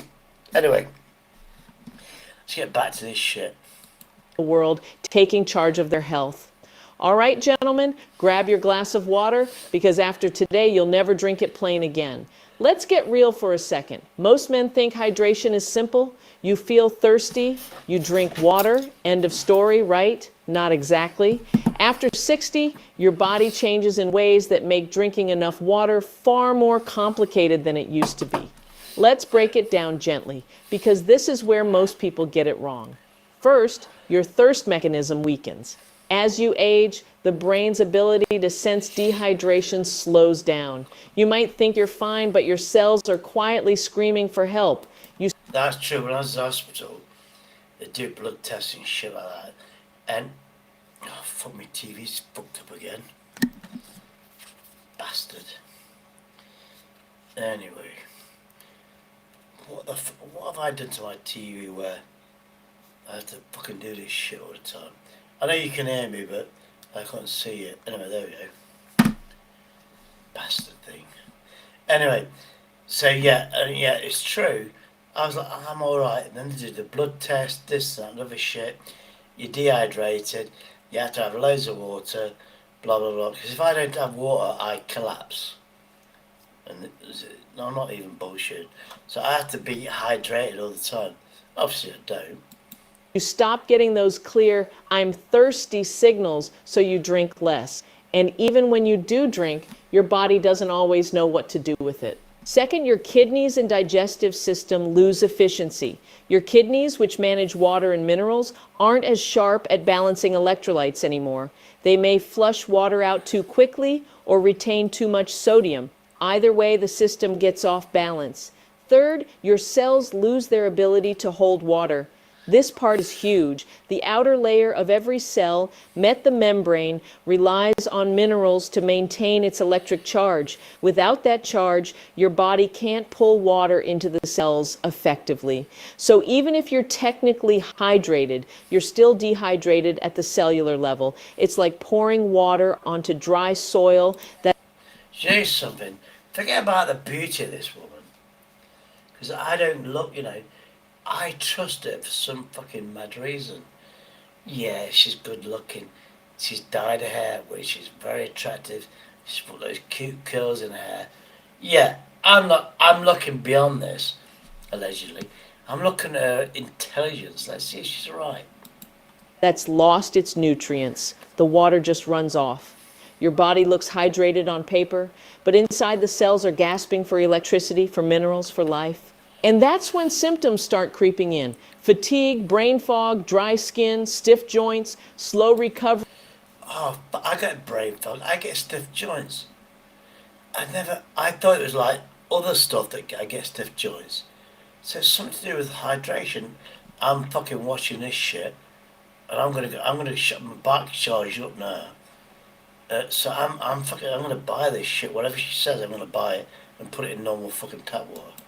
After exercise, even poor circulation down there. Because make no mistake, dehydration isn't just about thirst, it's about blood flow. When your cells can't hold water, your blood becomes thicker, slower, more resistant. That means less oxygen, less nutrient delivery, and less performance in every system, including your... That's why when I was in hospital, I was on blood thinners. Injection every fucking morning, and the needle didn't fucking hurt, but the side effect, I had fucking stomach pain. It was amazing, really fucking bad. And I had a paper cut. I told the story before, and the nurse was Margaret or Mags or whatever. I used to remember her name by South Park. Yeah. Anyway, Marge. Yeah. Anyway. She laughed her head off and she cleaned the blood off the floor. I go back and I always remember that one. And we have a fucking laughing joke. Amazing nurse, though. Full of tattoos. Like a grab, if you know what a grab is. It was fucking awesome, do you know what I mean? Wonderful woman. But yeah, now I know why I was on that blood thinner. Because my body couldn't fucking... My blood was thick as fuck. Your heart, your brain, and yes, your masculinity. So here's the hidden truth. You can drink 8 glasses a day and still be functionally dehydrated. Your body doesn't just need water. It needs electrical hydration. Hydration that reaches every cell, every vessel, every nerve. Now, before we get to how to fix this, I want you to pause for a moment. When was the last time... Hold on, I'm pausing. So, this those drinks of water that says hydro shit, maybe it's this shit, you know what I mean? You felt truly hydrated. I mean that clear-headed, energized, light on your feet feeling that makes you feel younger than your years. If it's been a while, don't worry. What you're missing isn't youth, it's minerals. Because minerals are the spark that turns ordinary water into living water. And in the next part, I'll show you exactly how it works and why every... After this shit, I want to play music because I'm bored. Man over 60 needs this electrical charge to stay strong. Oh, no. You're assuming, this bitch is assuming I'm over 60. You've never seen me. Trust me. With your looks, if you met me, you would be so fucking disgusted with me because I look older than 60. You'd fucking turn your back, you'd rock and run. So don't tell me what to fucking do. But I'm listening to you because you're gorgeous. And you could be intelligent. Focused and full of life. All right, gentlemen, let's dive a little deeper. Not too technical. Don't call me a gentleman. Call me a homeboy, please. Just enough so you truly get it. Think of your body like a high-performance engine. Water is the fuel, but minerals, they're the spark plugs. Without them, the fuel... You know something? You know, if somebody gives me this shit, sciencey shit, goes over my head. This woman she's explained it to me in my language. The water is the fuel, the minerals are the spark plug. I get this shit. I would know this now. Somebody else would tell me shit similar without doing this. It'd be in one ear and out the other. I like this woman. I've subscribed. You know what I mean? Can't ignite. The engine can't fire. And no matter how much water you drink, it just sits there. No energy, no power, no flow. Every thought, every heartbeat, every muscle control. I'll be honest with you, with her beautiful brown eyes, which I love and adore, she's fucking hypnotizing me.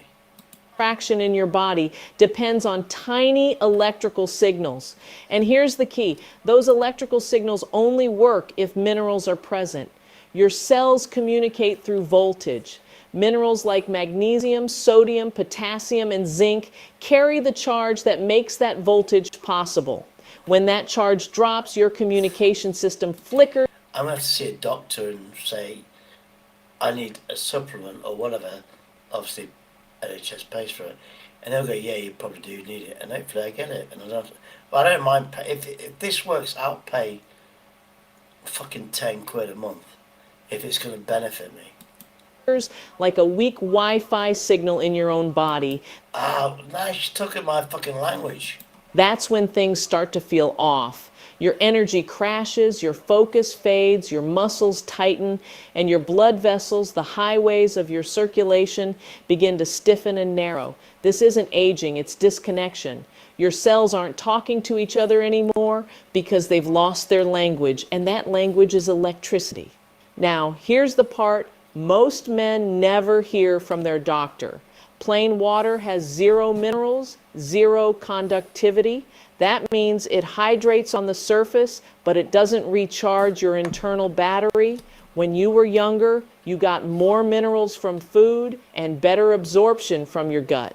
But after 50, digestion slows, absorption declines, and the same glass of water that once refreshed you now feels empty. Clinical studies confirm this.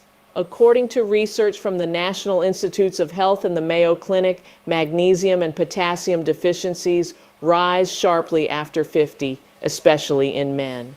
Those same deficiencies are linked to fatigue, high blood pressure, muscle weakness, and poor blood flow. So I've got this shit. I could learn some shit from this woman. Forget about it, she's fucking gorgeous.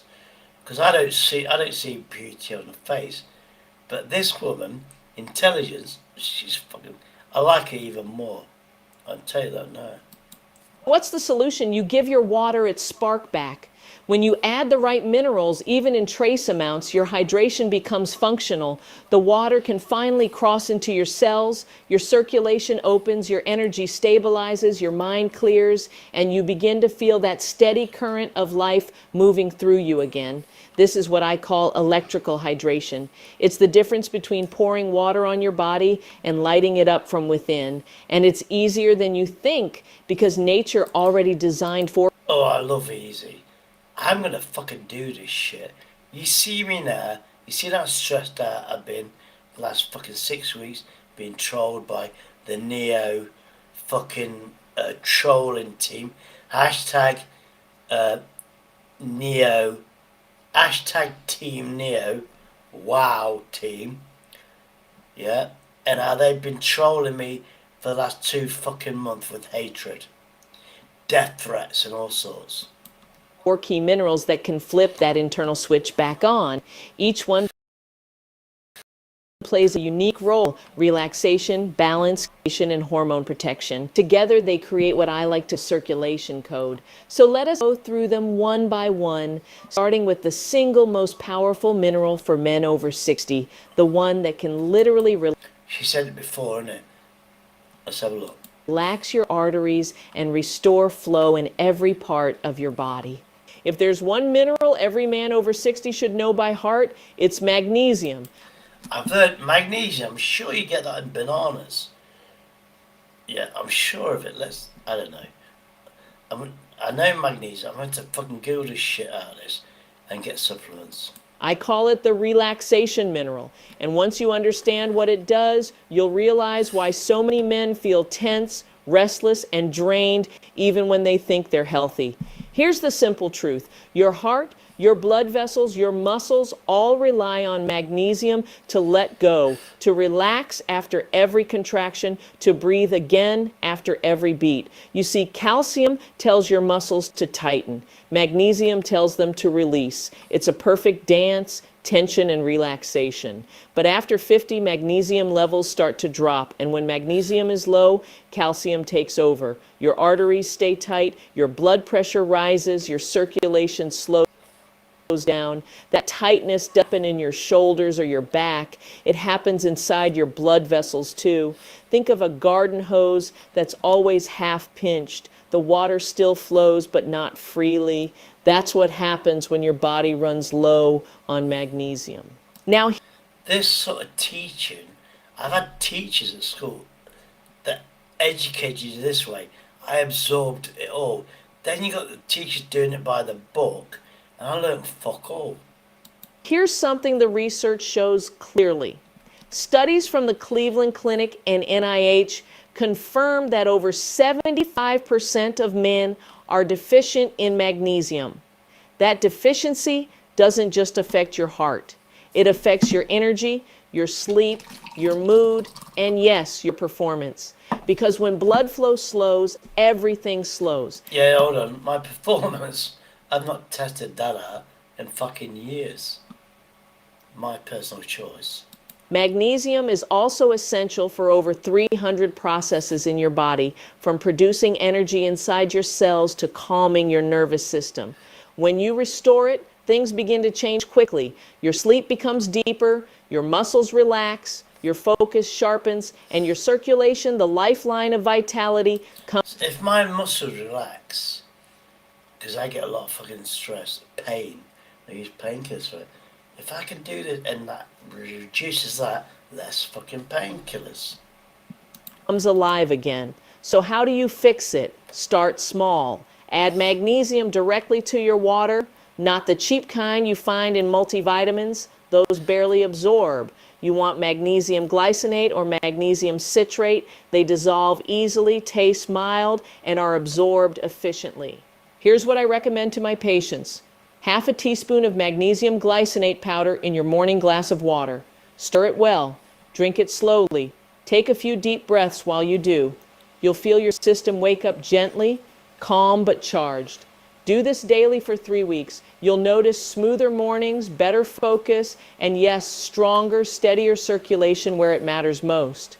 Because when your arteries relax, your energy flows, your heart works easier, and your confidence, both physical and emotional, starts coming back.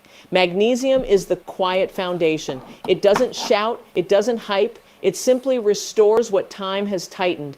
And once you have that... Now in my language, I'll go to one of these places and ask for magnesium powder. That's not tablets. Relaxation back, you're ready for the next essential mineral, the one that decides whether all that water you drink actually stays inside your cells or just passes right through you. Now that your blood vessels are relaxed and ready, let's talk about the mineral that decides whether hydration actually reaches your cells. Sodium. Wait, hold on, Doc. You mean salt? Isn't that bad for my blood pressure? Good question. But here's the truth most men never hear. It's not salt that's the problem. It's the wrong kind of salt. See, the sodium in processed foods, canned soups, chips, and frozen meals is the bad guy. It's refined, bleached, and stripped of all its companion minerals. That kind of sodium disrupts your balance, pulls water out of your cells, and leaves you feeling puffy, tired, and dehydrated. But natural sodium, the kind found in unrefined sea salt or Himalayan. I've got a Himalayan lamp, and I've seen Himalayan salt in the supermarket. Pink salt is a completely different story. It contains trace minerals like magnesium, potassium, and calcium that work together to help your body use water correctly. Think of sodium as the gatekeeper. It decides whether water enters your cells or stays outside, useless. Without enough sodium, your hydration stays on the surface. Your body absorbs. I'm going to change the salt that I have and have that fucking, what's the name salt she just mentioned, the pink salt. Because I can buy it and it's a grinder. I'll just do that and maybe I'll try it in some fucking water, but it never makes it inside the cell where the real magic happens.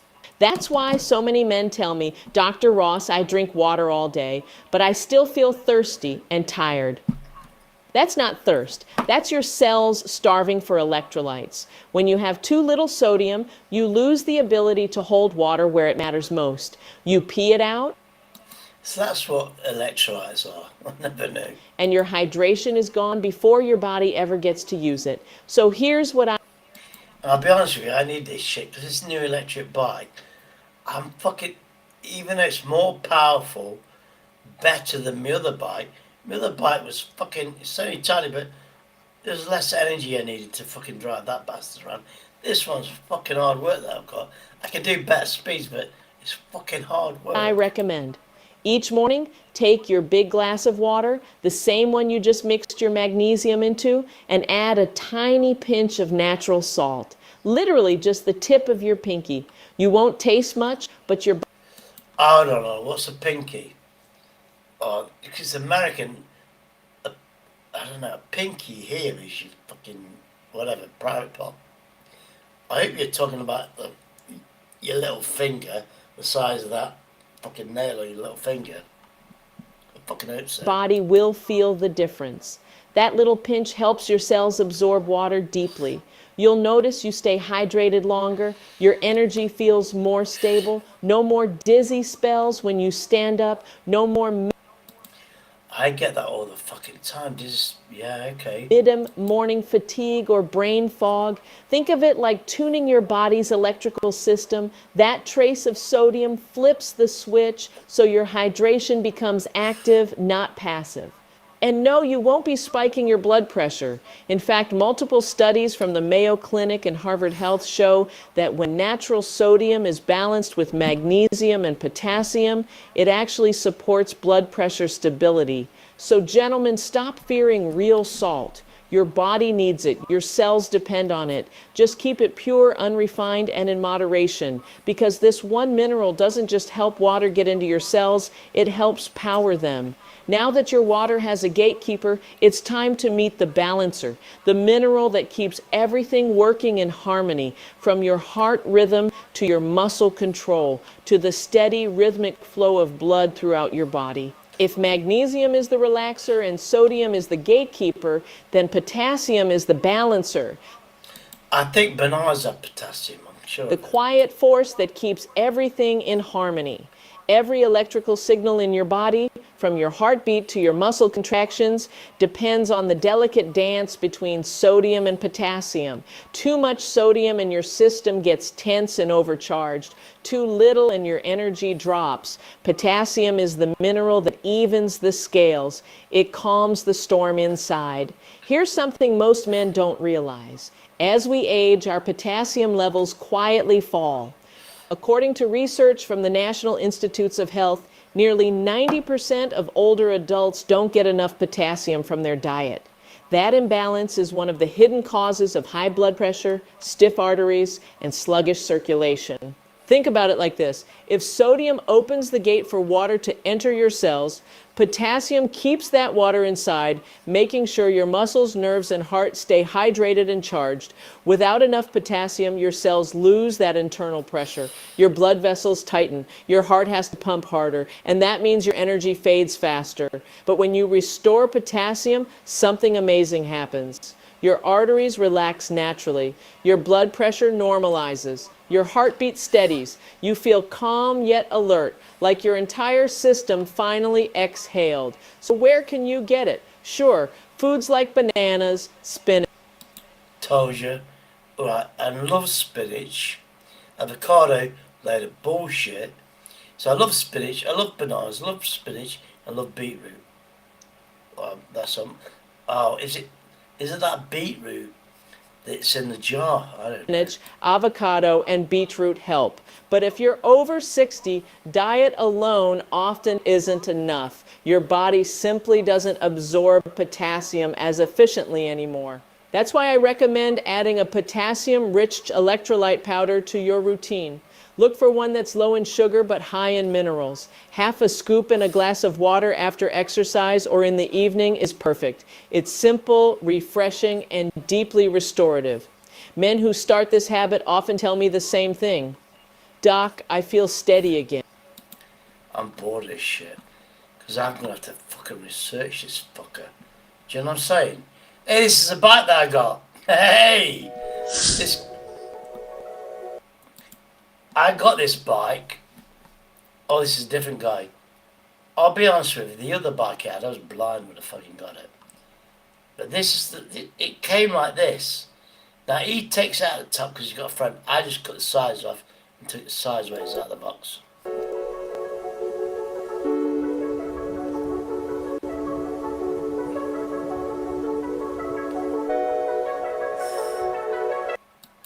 I did this. Now, he's strong enough to take it out from the top. I didn't do that shit. I took the top bit out, which was the fucking gay fucking basket that I've not installed. You know, like Mary Poppins. You know when Mary Poppins was on a bike, she had that basket on the front, whatever, or some famous actress in the 60s.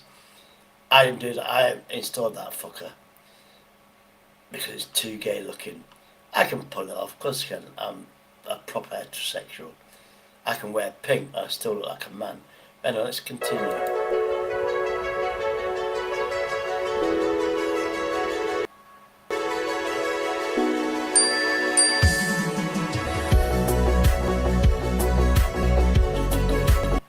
I've still got the foam shit to fucking throw away.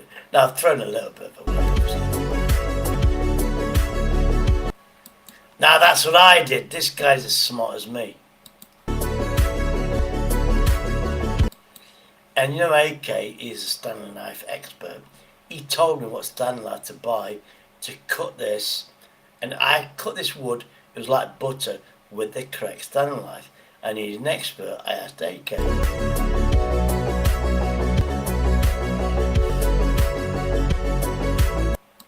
Now you know something, he's using clippers. That same Stanley knife that I was recommended from it, I used that Stanley knife. Like, it was like a knife cutting butter.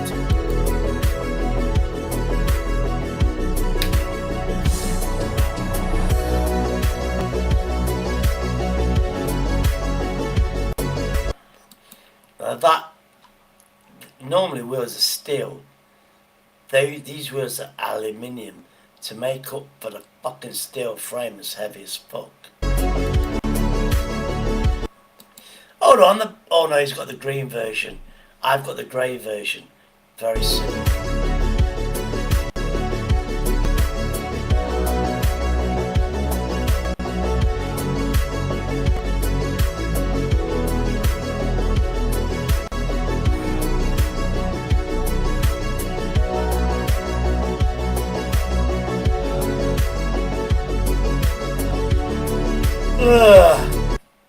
Actually, that is right.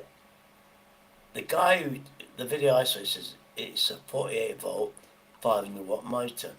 Now, I've got, let's say allegedly I know the hack, and it's got a menu or whatever. It actually says 250, 350, 500. This guy said it was fucking 750. Now, he also said, the adverts say it's like 80, 90 kilometres.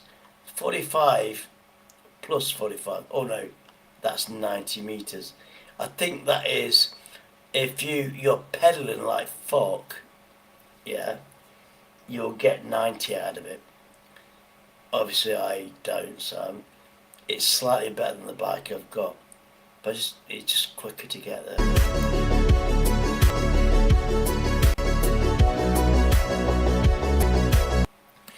Oh, he's got the one with the frame on top, the manly one.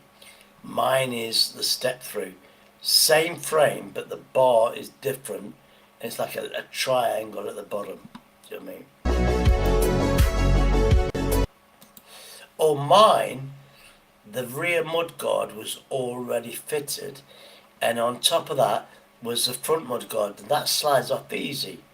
Yeah, so mine was easy in this, but I reckon this is obviously older, and he hasn't got mudguards on it.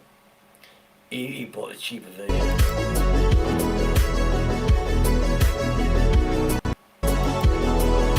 There we go. Oh, that's a book that I've lost. So obviously I'm just fucking... what's it?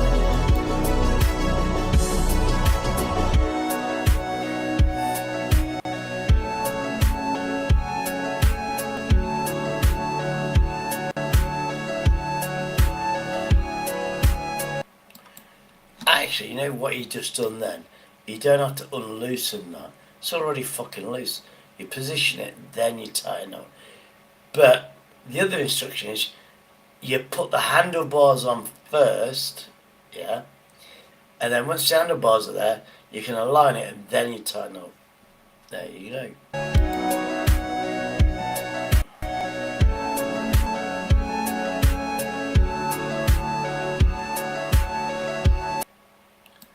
Hold on, where's this annoying fucking wires? Yeah, oh no, because you haven't put the handlebars on. Oh, the handlebars are on the floor, okay.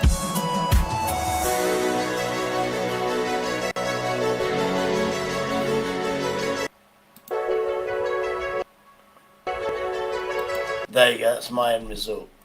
I've got all this shit. Hold on, oh, he's got different buttons.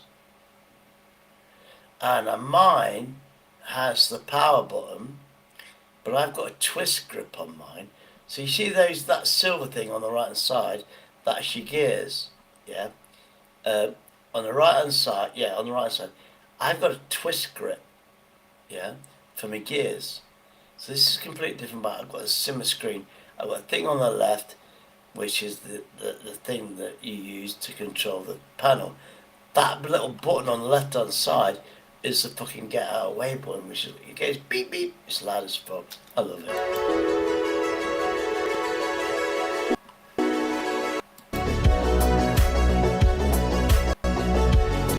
There you go, these are the annoying cables. It's putting the headlight on. That headlight, I thought I'm gonna have to fucking bling the bastard out and put more on. That headlight, it's got a high fucking beam and a low beam. Because I thought, I went for the low beam, put it as a high beam, and as I'm travelling along, you get reflective stuff, you know, the signs, they're reflecting like fucking 300 yards or 400 yards, and, oh yeah, I know. So what you do, you dip it down, there's four lights, 4 bulbs on it. The lower ones are what to see, the 2 low ones, the other 2, they're pointing upwards, you don't see it, but that's the long distance shit, which blinds people on coming through.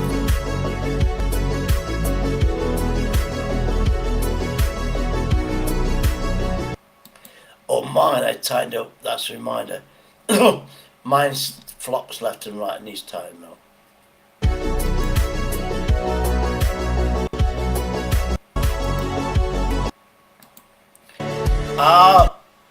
Oh, he's got different mudguards. What? Here we go. Oh, he's hacking it. Oh, let's see this bastard. Let's have a look.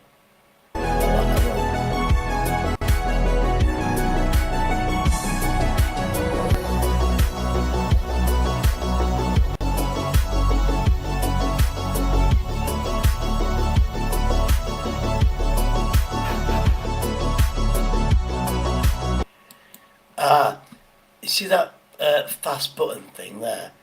I've not got that one. That doesn't look obvious. I need that one then. But anyway, he's gonna hack the fucker now. He's hacking.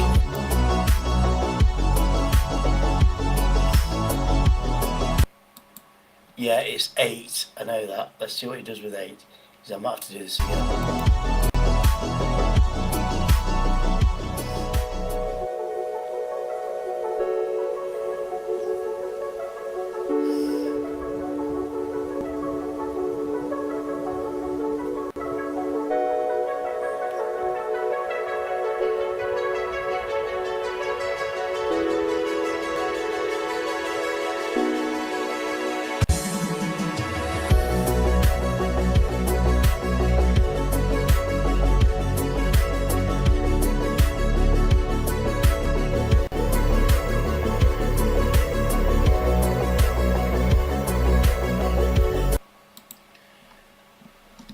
Kilometers, I think that's like 23, 24 miles.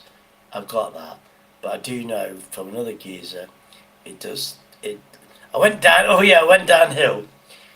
It's different to my other bike. The other bike controls the speed, yeah, and what I mean by that is you go downhill because the maximum speed is 20 miles an hour. Any hill, yeah, the actual motor brakes and it will not go above 20 miles an hour, no matter how hard you pedal, whatever. This bike, downhill, honest to God, I was downhill, I was 30 miles an hour, 31, and the wind was in my hair. I went, fuck me, I need a helmet. Honest to fucking God, I don't lie.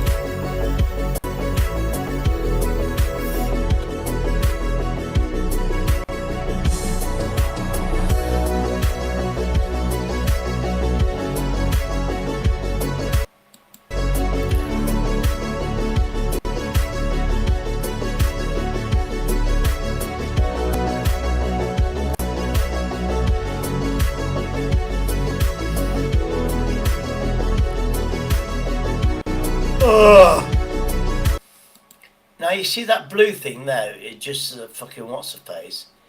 Mine hasn't got that shit. But when I bought it, it promised it did have it. Not that I give a shit. I can actually, I can go over speed bumps at fucking 22 miles an hour. I don't even notice it. On the other bike, the smaller one, if I do 20 miles an hour going over a speed bump, I'm fucking in somebody's fence. I'll be thrown off, you know what I mean? This, I don't even have to slow down, it's fucking amazing. Oh, you see that white rim? That is like reflective shit. So from the side, that glows up and dark, like that white. You know what builders wear, and it's luminous, that's on the tyres. Awesome. All this shit hasn't got a rack. He's got the cheaper version. Pathetic weakling cunt.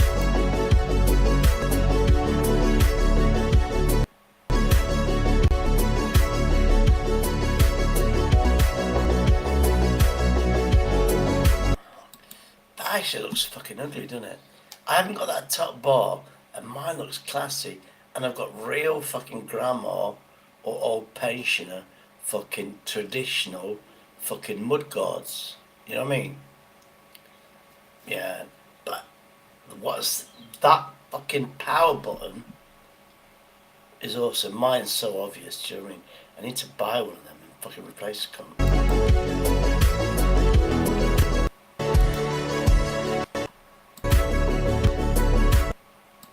There you go, look.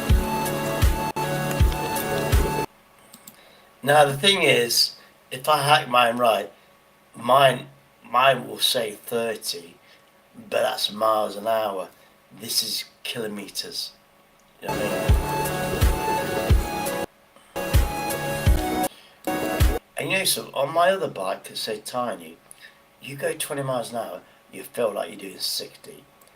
This, you do 30, well, you do 22 miles an hour, and it's like you're slow as fuck. Honest to fucking God, it's a completely different experience I've got to learn.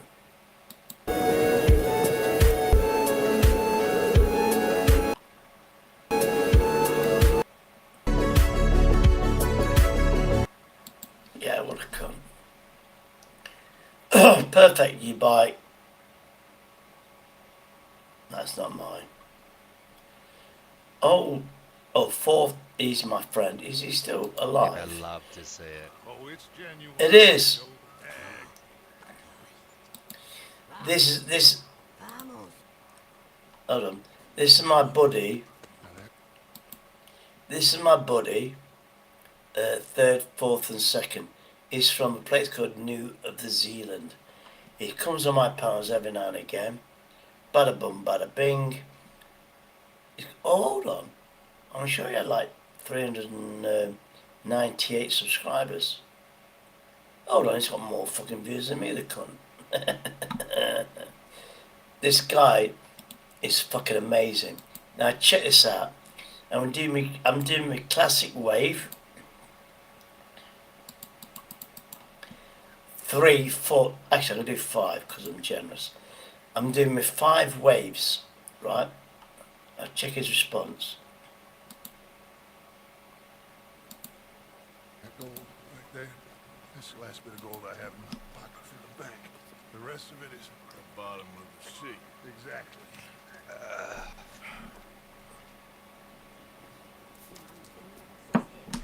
Alright, let's keep going.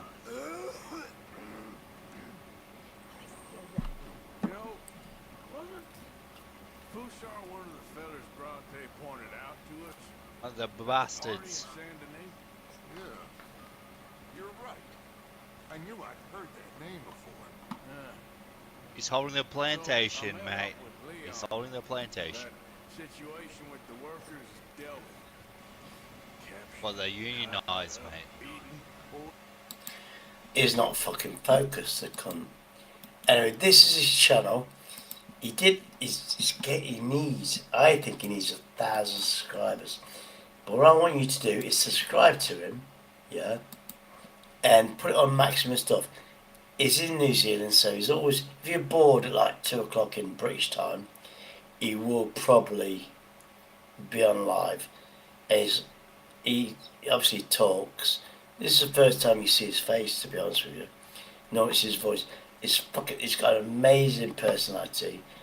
Personally, I think he's amazing, but look at that, poor bastards. He actually uses that a lot. It's like he's wrote this fucking game in the comments. Anyway, he's a nice guy anyway, let's leave it at that. Red Dead Fed, let's go. Now, if you come over for mine, I've just got like 2 extra people, just say hello. Do you know what I'm saying, please? Show him some fucking love and support, you bastards. Best chance, but what you got? Because you're tough. He also does fucking pub stuff.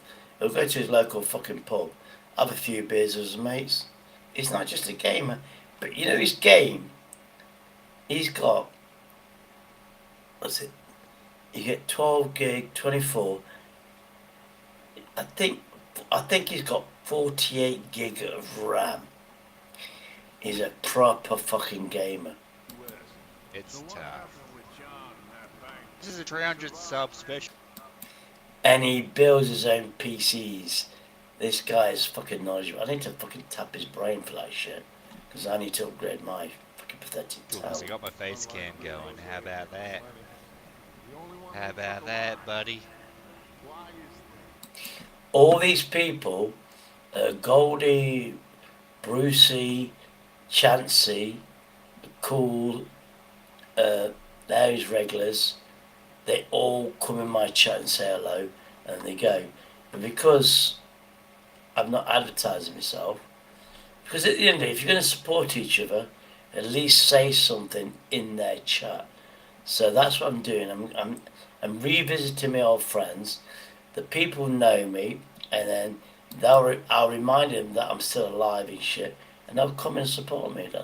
That's called a community.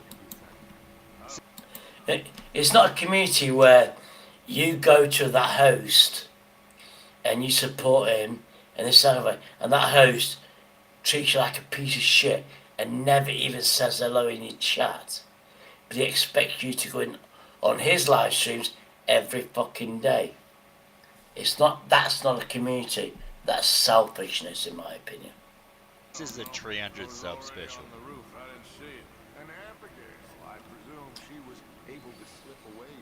And I've been lazy, not visiting other people's with drama and shit. I've been very fucking lazy. I'm correcting that. Big up, Shady, let's go. There you go, brothers. There you go. Anyway, he's a nice guy. I've just seen someone. Stop eating these sausages. What?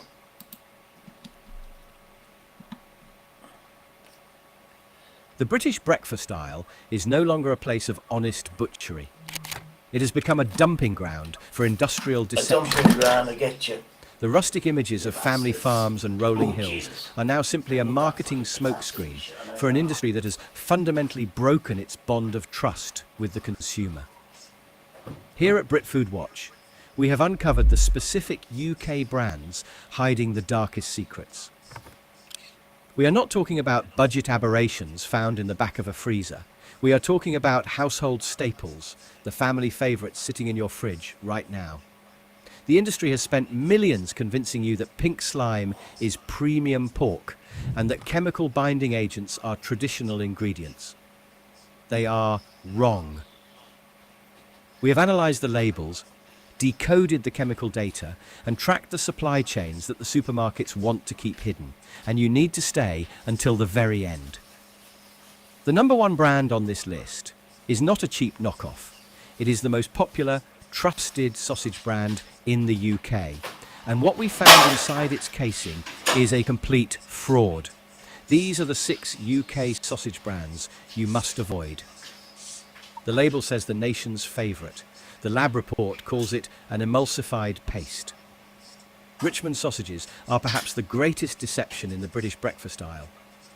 While they trade on wholesome imagery of family dinners and Irish charm, the reality inside the casing is a masterclass in industrial chemistry, not butchery.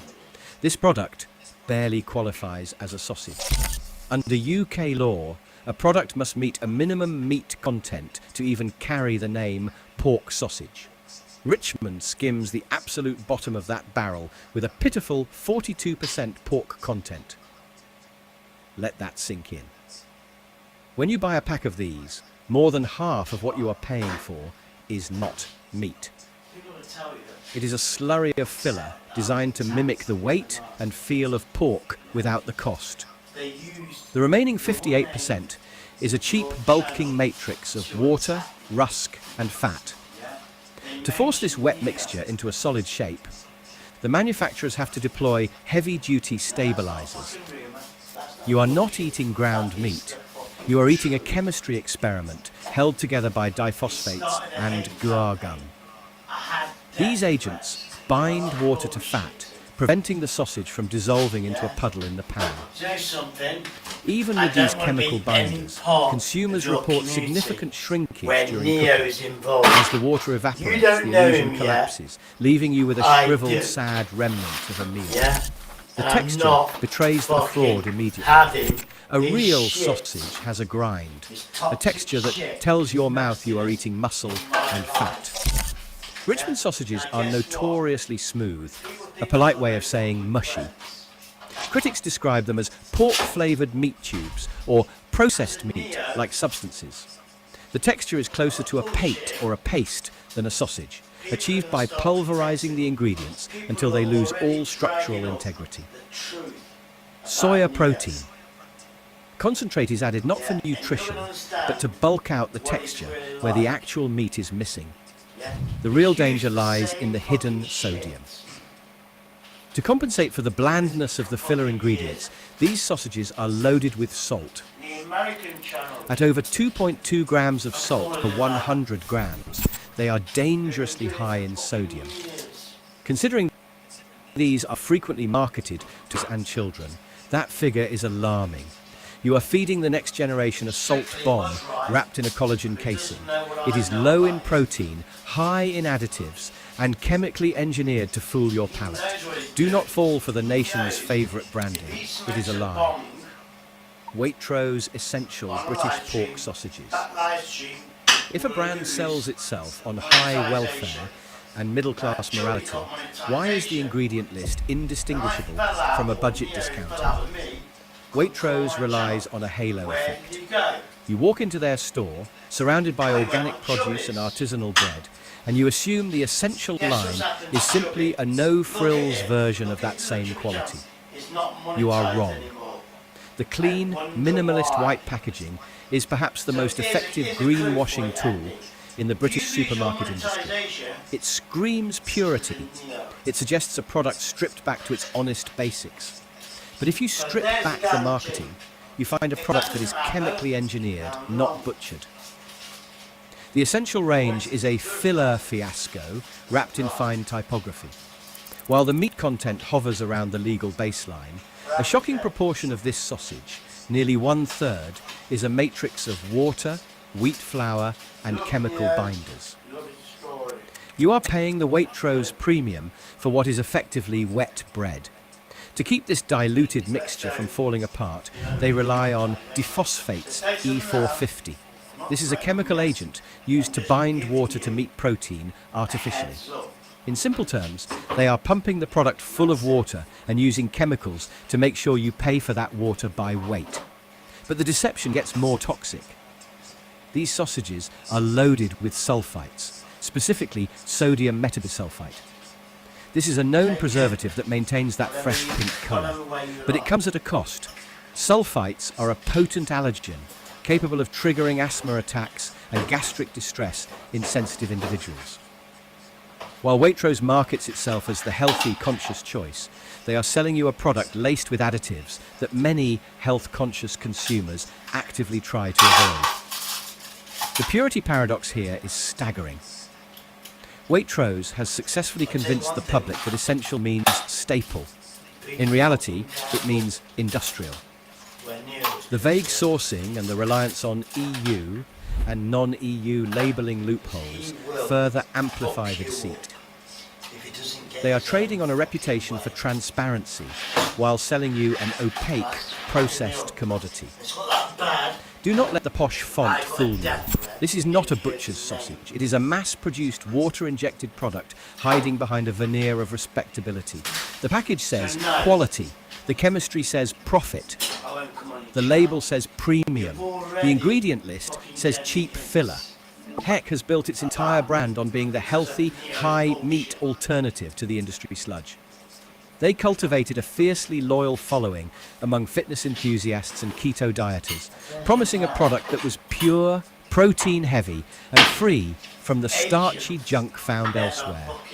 But that promise has been quietly broken. What happened at Heck is a classic case of the recipe bait and switch. For years, consumers trusted Heck as the safe haven for low-carb eating. Then, without fanfare or a warning sticker, the formula changed. They silently reformulated key lines, including their flagship Chicken Italia and the supposed 97% pork range. The expensive meat binders vanished, replaced by cheaper bulking agents like pea flour and rice flour. This was a deliberate bait and reformulation. This was not a minor tweak. It was a nutritional betrayal.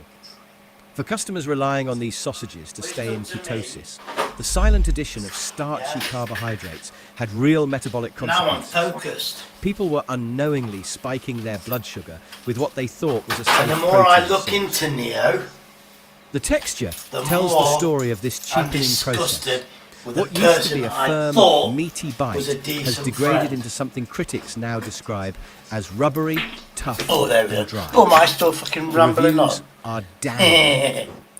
Well, Long-time buyers yeah, are calling yeah. the new formulation That's my belief. meat-flavoured bread. By swapping out quality ingredients for pea fillers to cut costs, Heck has destabilised the very quality famous. You are paying a premium price. I'm bored of this shit. I want some fucking decent music. Bada bum, bada bing. Bada bum, bada bing. There we go, thank you. I'm making a... Fuck me, I've had this fucking air fryer for fucking donkeys. I've just decided to make a toast sandwich. I put bacon, it's mayonnaise with a bacon flavour, ham, cheese and shit like that. Hopefully it's amazing. Then I'm gonna, fucking it's 12 o'clock, fucking bollocks. Well, all playlists, there we go, thank you. Bada bum, but I did have actually 2029. So these people that I blocked, they've unsubscribed. Fair play. Back to the old school. Yo, party people, we gotta keep this thing going, huh? Yeah, man. You know, like the way we used to do it. Everybody was freaking. People from I'm gonna make my food. Back in a bit. I'm gonna make some food.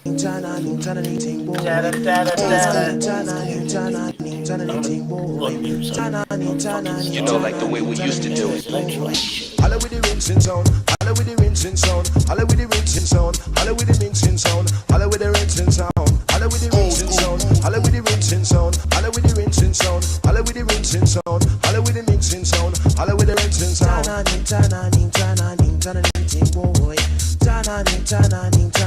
Back to the old school. You know, like the way we used to do it.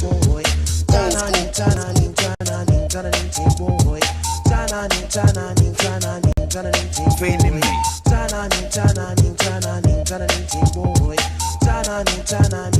Tell me, are you feeling me? With a little bit of luck, come make it you the feeling me. With a little bit of luck, come make it you the feeling me. With a little bit of luck, come make it you the feeling me. With a little bit of luck, you know, like the way we used to do it. with a little bit of luck, come make it you the feeling me. With a little bit of luck, tell me, are you feeling me? With a feeling me, feeling me, feeling me, feeling me, with a little bit of luck, feeling me, feeling me. Bring it on. You turn back to me again today, and I saw to myself and my girlfriends always say, you're no good for me, but I can understand. You're no good for me, but I still want that man. But I can see things in many different ways, and I can show you that money isn't all you need to live. And if I try hard, I'm so misunderstood, but that's the way it goes when I'm with. Doesn't matter what you say, I'm gonna love you anyway. It doesn't matter what you hear, only the fact to keep me near. Doesn't matter what you say, I'm gonna love you anyway. I gotta love back till I blow your mind. To give it that, I gotta get it one more time. Skip it down, dip it do, say that's how we do, we're bubbling through. Skip it down, dip it dee. Tell me, are you feeling me? Skip it down, dip it do, say that's how we do, we're bubbling through. Skip it down, dip it dee. Tell me, are you feeling me? I'm tired of feeling sorry for myself, because I really need to get with someone else. Bring it on. Why do you always tell so many lies? You know that I can see it in your eyes, but I can see things in many different ways, and I can show you that money isn't all you need to live. And if I try hard, I'm so misunderstood, but that's the way it goes when I'm with. Doesn't matter what you say, I'm gonna love you anyway. It doesn't matter what you hear, only got to keep me near. Doesn't matter what you say, I'm gonna love you anyway. I blow your mind. To give it that, I gotta get it one more time. Feeling me? Tell me, are you feeling me? Feeling me? Tell me, are you feeling me? Feeling me? Hi George, how you doing? Sorry I'm a bit late. Hi George. Feeling me? Tell me, are you feeling me? You got to leave yourself. You got to leave yourself. Breakfast time.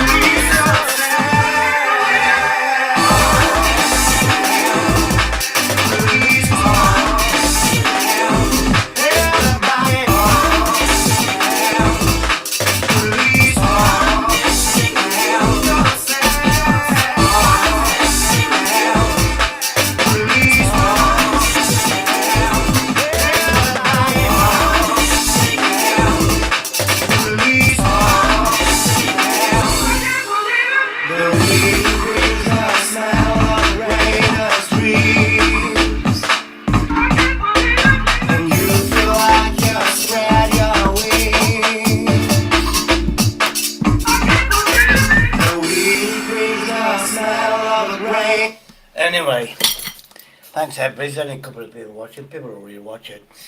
I've got a toasted sandwich, obviously cheese, European fucking ham, 2 lots of that. You know that pepperoni thing, that sort of shit, I put that on. I've used UK Lady's idea. And when you do a toasted sandwich in an oven, the top layer you put some butter on it. That shit idea. I used olive oil. Brilliant.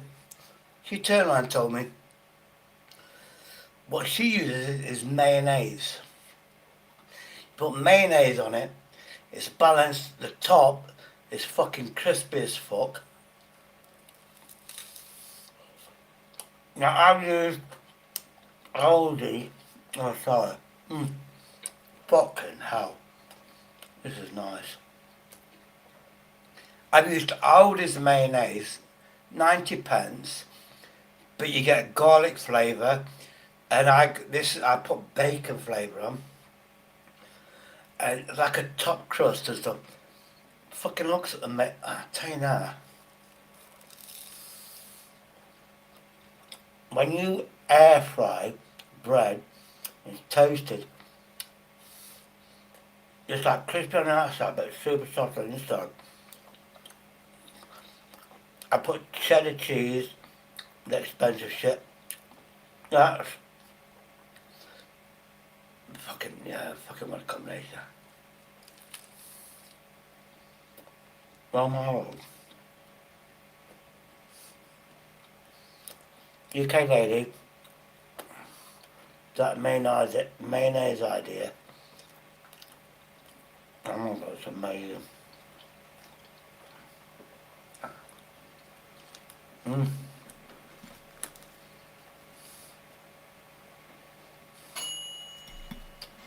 Oh my fucking god. Fucking hell. Anyway, let's listen to other people. Let's see what the shit's happening. Because I bet fucking Neo's heard about me. I bet he's on Andy's channel. And he's live. Let's have a look. I'm getting on and need somewhere to begin. I came at... Alright. I was only just started. So we'll go to Axel's. I bet Neo's on that.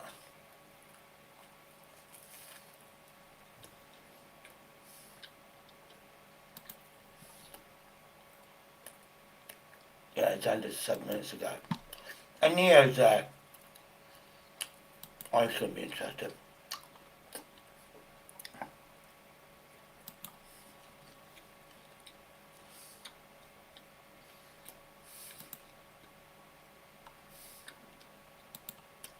Oh, you can't see it. Amazing. I need a sandwich. I'm going to see what Neo says.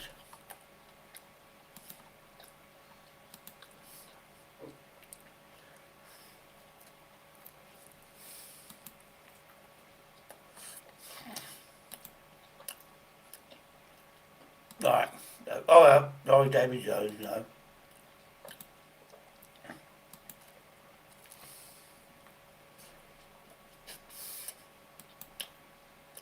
No, okay.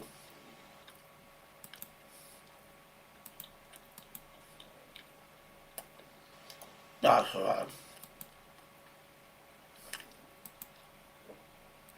I was mistaken, Neo didn't go on Axel's.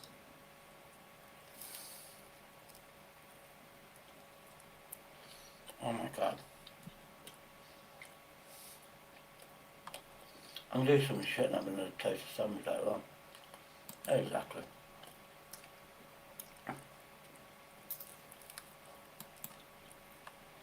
Oh my fucking god.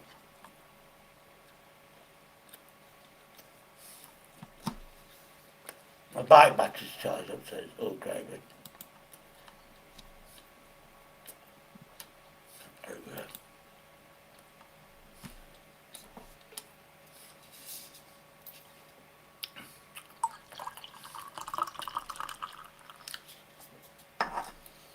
So, take now. Oh, I know what. Sai, you know Sai? Yeah. He's on team.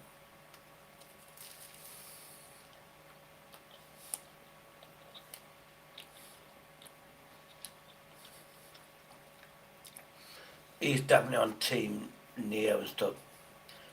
And I've supported fucking Sai. I've not seen Sai on my channel for fucking ages.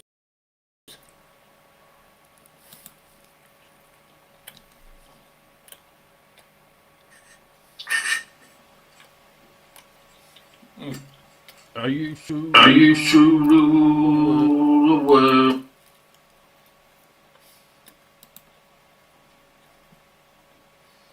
Okay, Sai, you lose your spanner on my channel. The name is so fucking common. Because you common as fuck.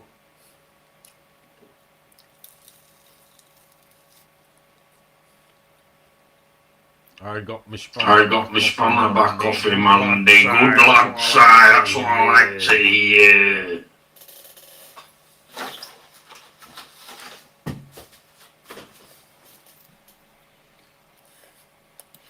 You know something? I've done more for Andy Beatby than Sai. I've given my Nightbot expertise.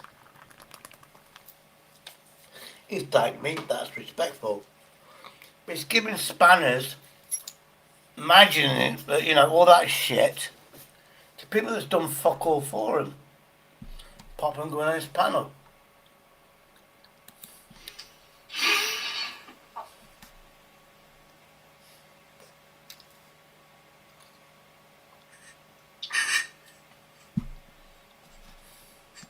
Are you? Yeah.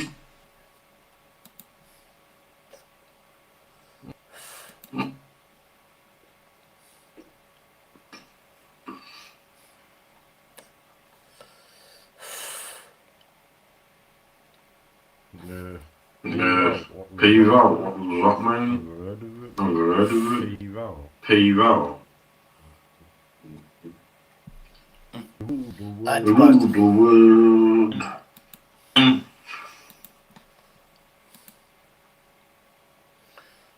Hold on. Let me test the loyalty. I'm going to do my... I'm judging people. Good morning, mates. Let's see what the response is.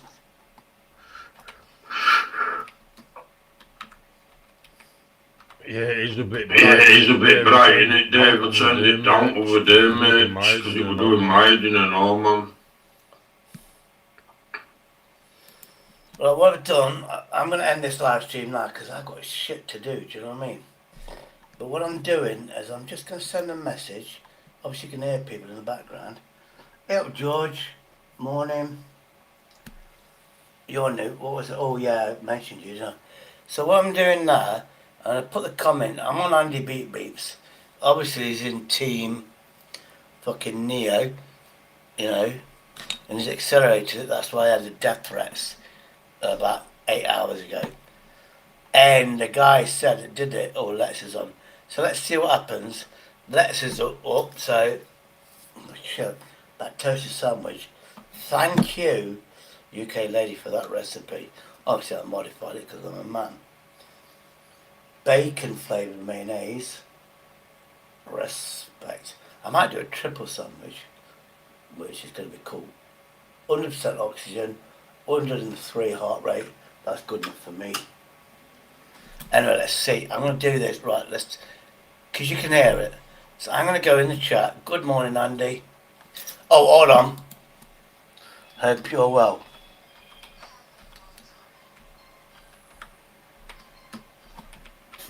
Hold on. Somebody's ringing me. That fucking troll.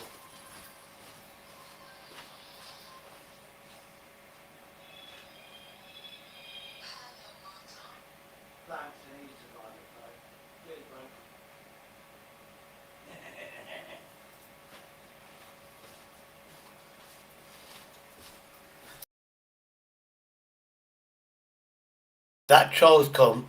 Anyway, he sent me a text message. So when I'm bothered, I'm going to get the text message he sent me with the number and I'm going to ring him up. And then he's going to go, oh, I better not fucking troll the cunt. But then I don't give a shit. I could give it to the police, I suppose. And I've got my phone on number. Good morning, Andy. Hope you're well. Well, that's so. What I've done. Good morning, Andy. Hope you're well. Let's see the response. Just a normal day anyway, isn't it? It's a holiday, that's it. Yeah, I don't like going out New Year's Eve because it's too fucking busy, man. Blags my head. I like to sit down and have a nice quiet pint and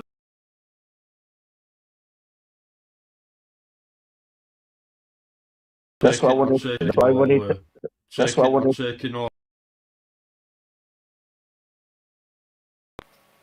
That's what I wanted to do on Christmas Day. I wanted to spend Christmas Day this year for the first year on myself, cook my own Christmas dinner, smoke weed, and just chill and be on the stream or something. But obviously, you have to do family duties and shit, innit? But yeah, that's how I was. I wanted to just literally, I'm like that. I just want to chill sometimes, man. But I just popped up because obviously when other people end up on it, there's people that don't like me. But I've always been cool with you, innit? And I just popped up to see if you're cool with me. yeah, I'm cool. Just waiting for my keys, man. You know what I mean? Oh, are you moving, innit? Yeah, I'm alright, Shady, man. Thanks, man.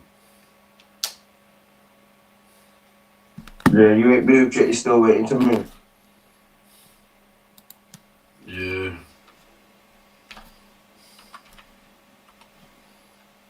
I'm moving I soon. spent all my money trying to do my computers up, oh man, it's been a right nightmare. I spent all my money like a fucking idiot. Cause I want my computer done, you know what I mean? I miss my computer, man. I miss... So you're not on your computer now? My monitor's out even on what? Oh yeah, where's all your lights and that? And your monitors? Studio, I mean? It's all in front of me on the floor. Oh, okay.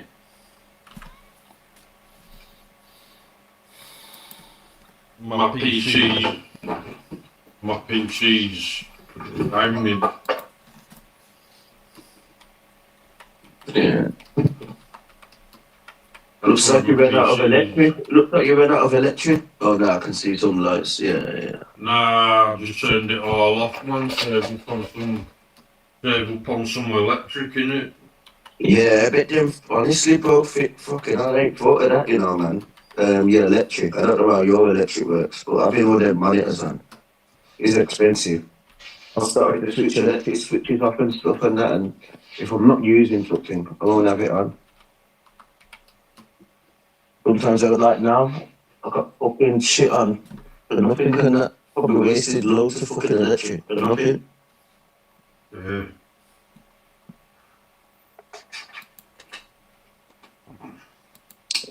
I hate it when I put my heating on because I never use heating. I've always said I don't use heating, but the last week I've been using my heating. I fucking forget to switch it off. And when I forget to switch it off, I get pissed off thinking, fucking hell, how much have I fucking burnt in electric? Yeah, why, what are you on, pay monthly or pay as you go? Pay as you go. But like over Christmas, I had like 40 quid in my electric bill. And then I went to my mum's over Christmas. And then I forgot that I left my fucking heating on. So when I come back home, my house was fucking roasting. And I had no electric. So I wasted literally probably 20 fucking quid when I weren't even at home, just leaving my heating on. Yeah. Everyone's telling me to do you. Don't know why. I do will though, innit? That's why I come up, because you always let me up anyway. But I'm a psychologist, I already knew that after a bit, someone's gonna come and kick me. So if I'm in the comments, I would have just chatted in the comments and said, you're alright, Andy. But someone in the comments, I don't know who's in the comments, let me know. They were saying, they were tying it out, innit? They were, CJ said you're a predator. yeah, allegedly, man. This is what I mean, Andy. This is what not your problem, but these people, you know what I mean? They're just feeding your head with bollocks, and it's not reality, you know what I mean, Andy? You need to get with reality and realise that these people that are typing and shit, they don't care about anyone. They'll probably throw you under the bus. They're up here just for bollocks, you know what I mean? I'll never tell nobody to see me. I've just been given banners. I use it as a joke, but I want people that's got trouble to step up, not fucking sit in comments and time people out. Say absolutely no. I don't want him to like say it let's and then go ha ha, yeah, B word or anything like that. Just have a conversation and psychologically talk. Don't just try out control. It's not as deep to me as all of these guys, in it, bro. I'm not trying to chase you down in real life and try to get information on you, Andy. I'm trying to make you fall and fail. But all your people, that's what they do. You're better than that, man. You could be put in a better place, I think, man. People just probably... Yeah, no, Lex knows it was out of order what he said to John. And Lex won't be on panel when John comes on, because John don't like him. But I like John, though, that's the thing, innit? But I can't help what people tell me, and you know what I mean? And I don't like it when people delve into people's lives and ask questions when they got dirty laundry. And that's what happens with me, innit? Everyone just chats shit, and then I find out people send me shit. This is what this person did a couple of years back. Not my business, I don't get involved with it, but that shit happens, though, innit? What he also said about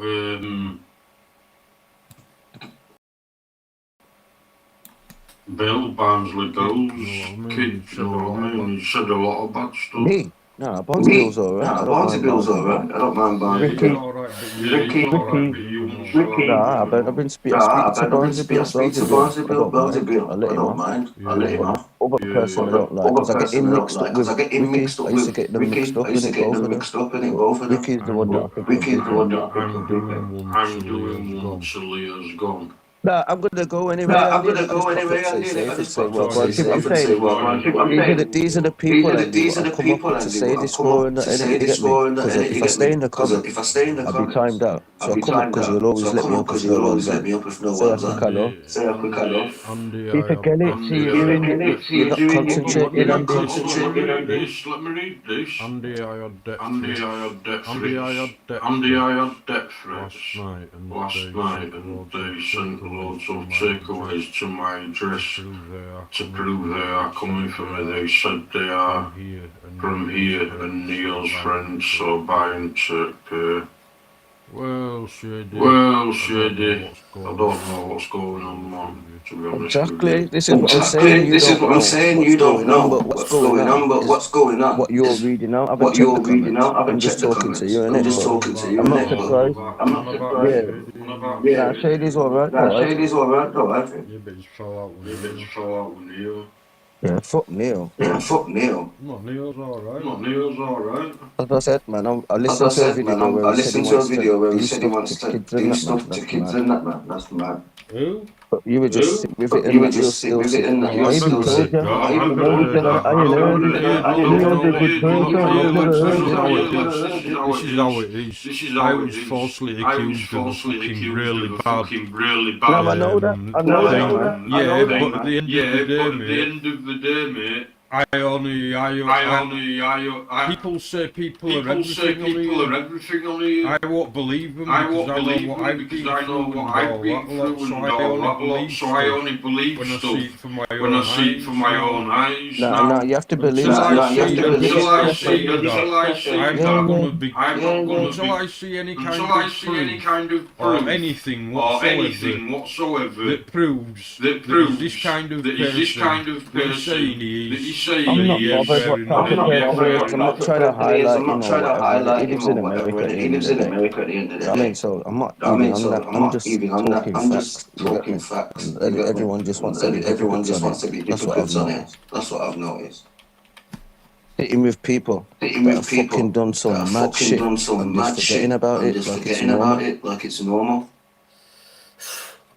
Everyone's reality's been Everyone's warped. reality's been warped. Then you got people in the Then you comments got people in the comments which which I call like the swamps, swamps, like little frogs. They try little to get you frogs. out. They try to Say, get oh, you let's out. set They this, say, oh, let's set let's that. set this, I let's don't set like that. let's, don't I go. don't like These are let's, don't people that go. have got no These are people positivity that have for got you. no They're positivity not for you. contributing They're to not you at all. contributing to All you they're at doing all. is just All being they're in the doing is comments. just being in the Like little comments. you know what I mean? No, I know, but I'm saying they're in the But I'm comments, saying though, they're in innit? the I'd comments, though, understand if innit? they I'd come up like understand if they someone like come a up John like someone and like a Axel. John and All these Axel. manipulators in the comments. Part of going live is your audience has to like you. Yeah, standard, innit? Yeah, But obviously, standard, as I innit? said, But this is my obviously, as I point, said, innit? this is my People point, probably would innit? have liked People me if probably it would weren't have for liked little me if it weren't circles for little and little circles people and little that people control circles. That's all I control mean, innit? circles. I That's all mean I that mean, innit? I nothing to mean do that with you. nothing I to don't do think with that you. you don't I don't like me. think that you It's don't just that like other me. people don't It's like just me, that other like you've people just don't said. like me, like you've And just that's what said. your problem is, And that's innit? what your Just problem judge is, innit? people, Just how judge they come people, across to how you. they come across to you. That's my advice That's to you, my Andy. advice to you, Andy. A lot of people are saying, no, A you're lot of not dumb people are as saying, well. no, A you're lot of not people dumb are as saying you're well. A lot of dangerous people are and you're going saying to you're throw people dangerous and away you're going to soon. throw Like, people you're away not. soon. You're Like, not you're not. dumb. People treat you You're like not you're dumb. dumb. People treat you But you're like you're not. dumb. And I But believe you're it. not. But you're And I not, you're believe not it. dumb. Like, you're not But dumb. people try to treat you But like you're people dumb. try to treat you like you're dumb. You're smart. You're You're smart. Yeah, smart. you're You're smart. smart. Yeah, you're smart. If you think I'm dumb, I'm already on Yeah, you're a Yeah, psychologist. you're a Yeah, you're a psychologist. Yeah, psychologist. you're a psychologist. I'm a what?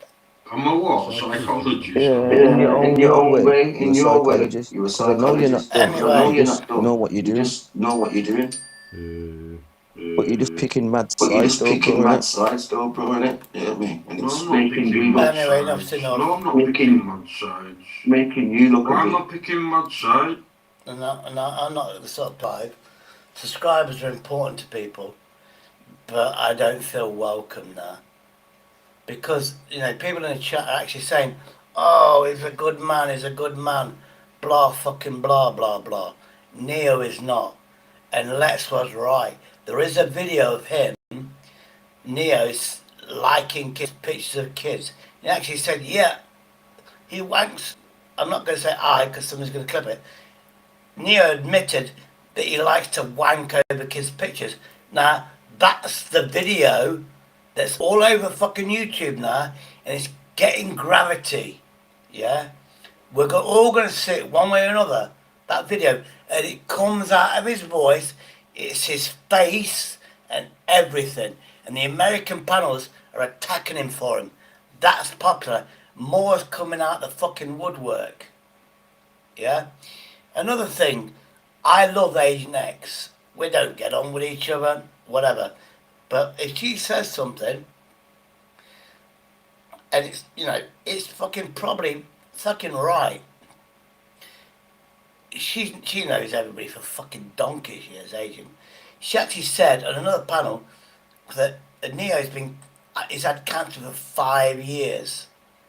Yeah, and but when he tells his story, it's like he's just been diagnosed a year ago. He told me this 18 months ago. And now he's going on Andy's 18 months later, saying, oh, I've been diagnosed with cancer. Do you know what I mean? It's like a rinse and repeat. He probably has got cancer, but is it as dangerous as he says it is? Is it life-threatening as he says it is? Because apparently he went in for chemotherapy, and then all of a sudden it got cancelled, then he had a laser surgery. What are the fucking odds on that? No fucking health service works that way. Why would an eye clinic get notified that he's in the hospital, potentially having different surgery? Trust me, he'd have to have some sort of painkiller, blah, blah, blah. It could conflict with his treatment. You know, I've had fucking cataracts. It was separate. It was made sure that whatever med I had for heart, whatever, there was weeks in between. Yeah? So, yeah. So maybe Agent was right. He's had this complaint for 5 years. His fucking dog, his cat, has been ill for 2 years. Anyway, I'm sick of this shit. My bike's charged up, and I'm going to do some shit. See you later. Hasta la vista. Just proving I'm still alive, but I'm still strong. Death threats. I've got enough to fucking at least see what the police are going to say. So, later,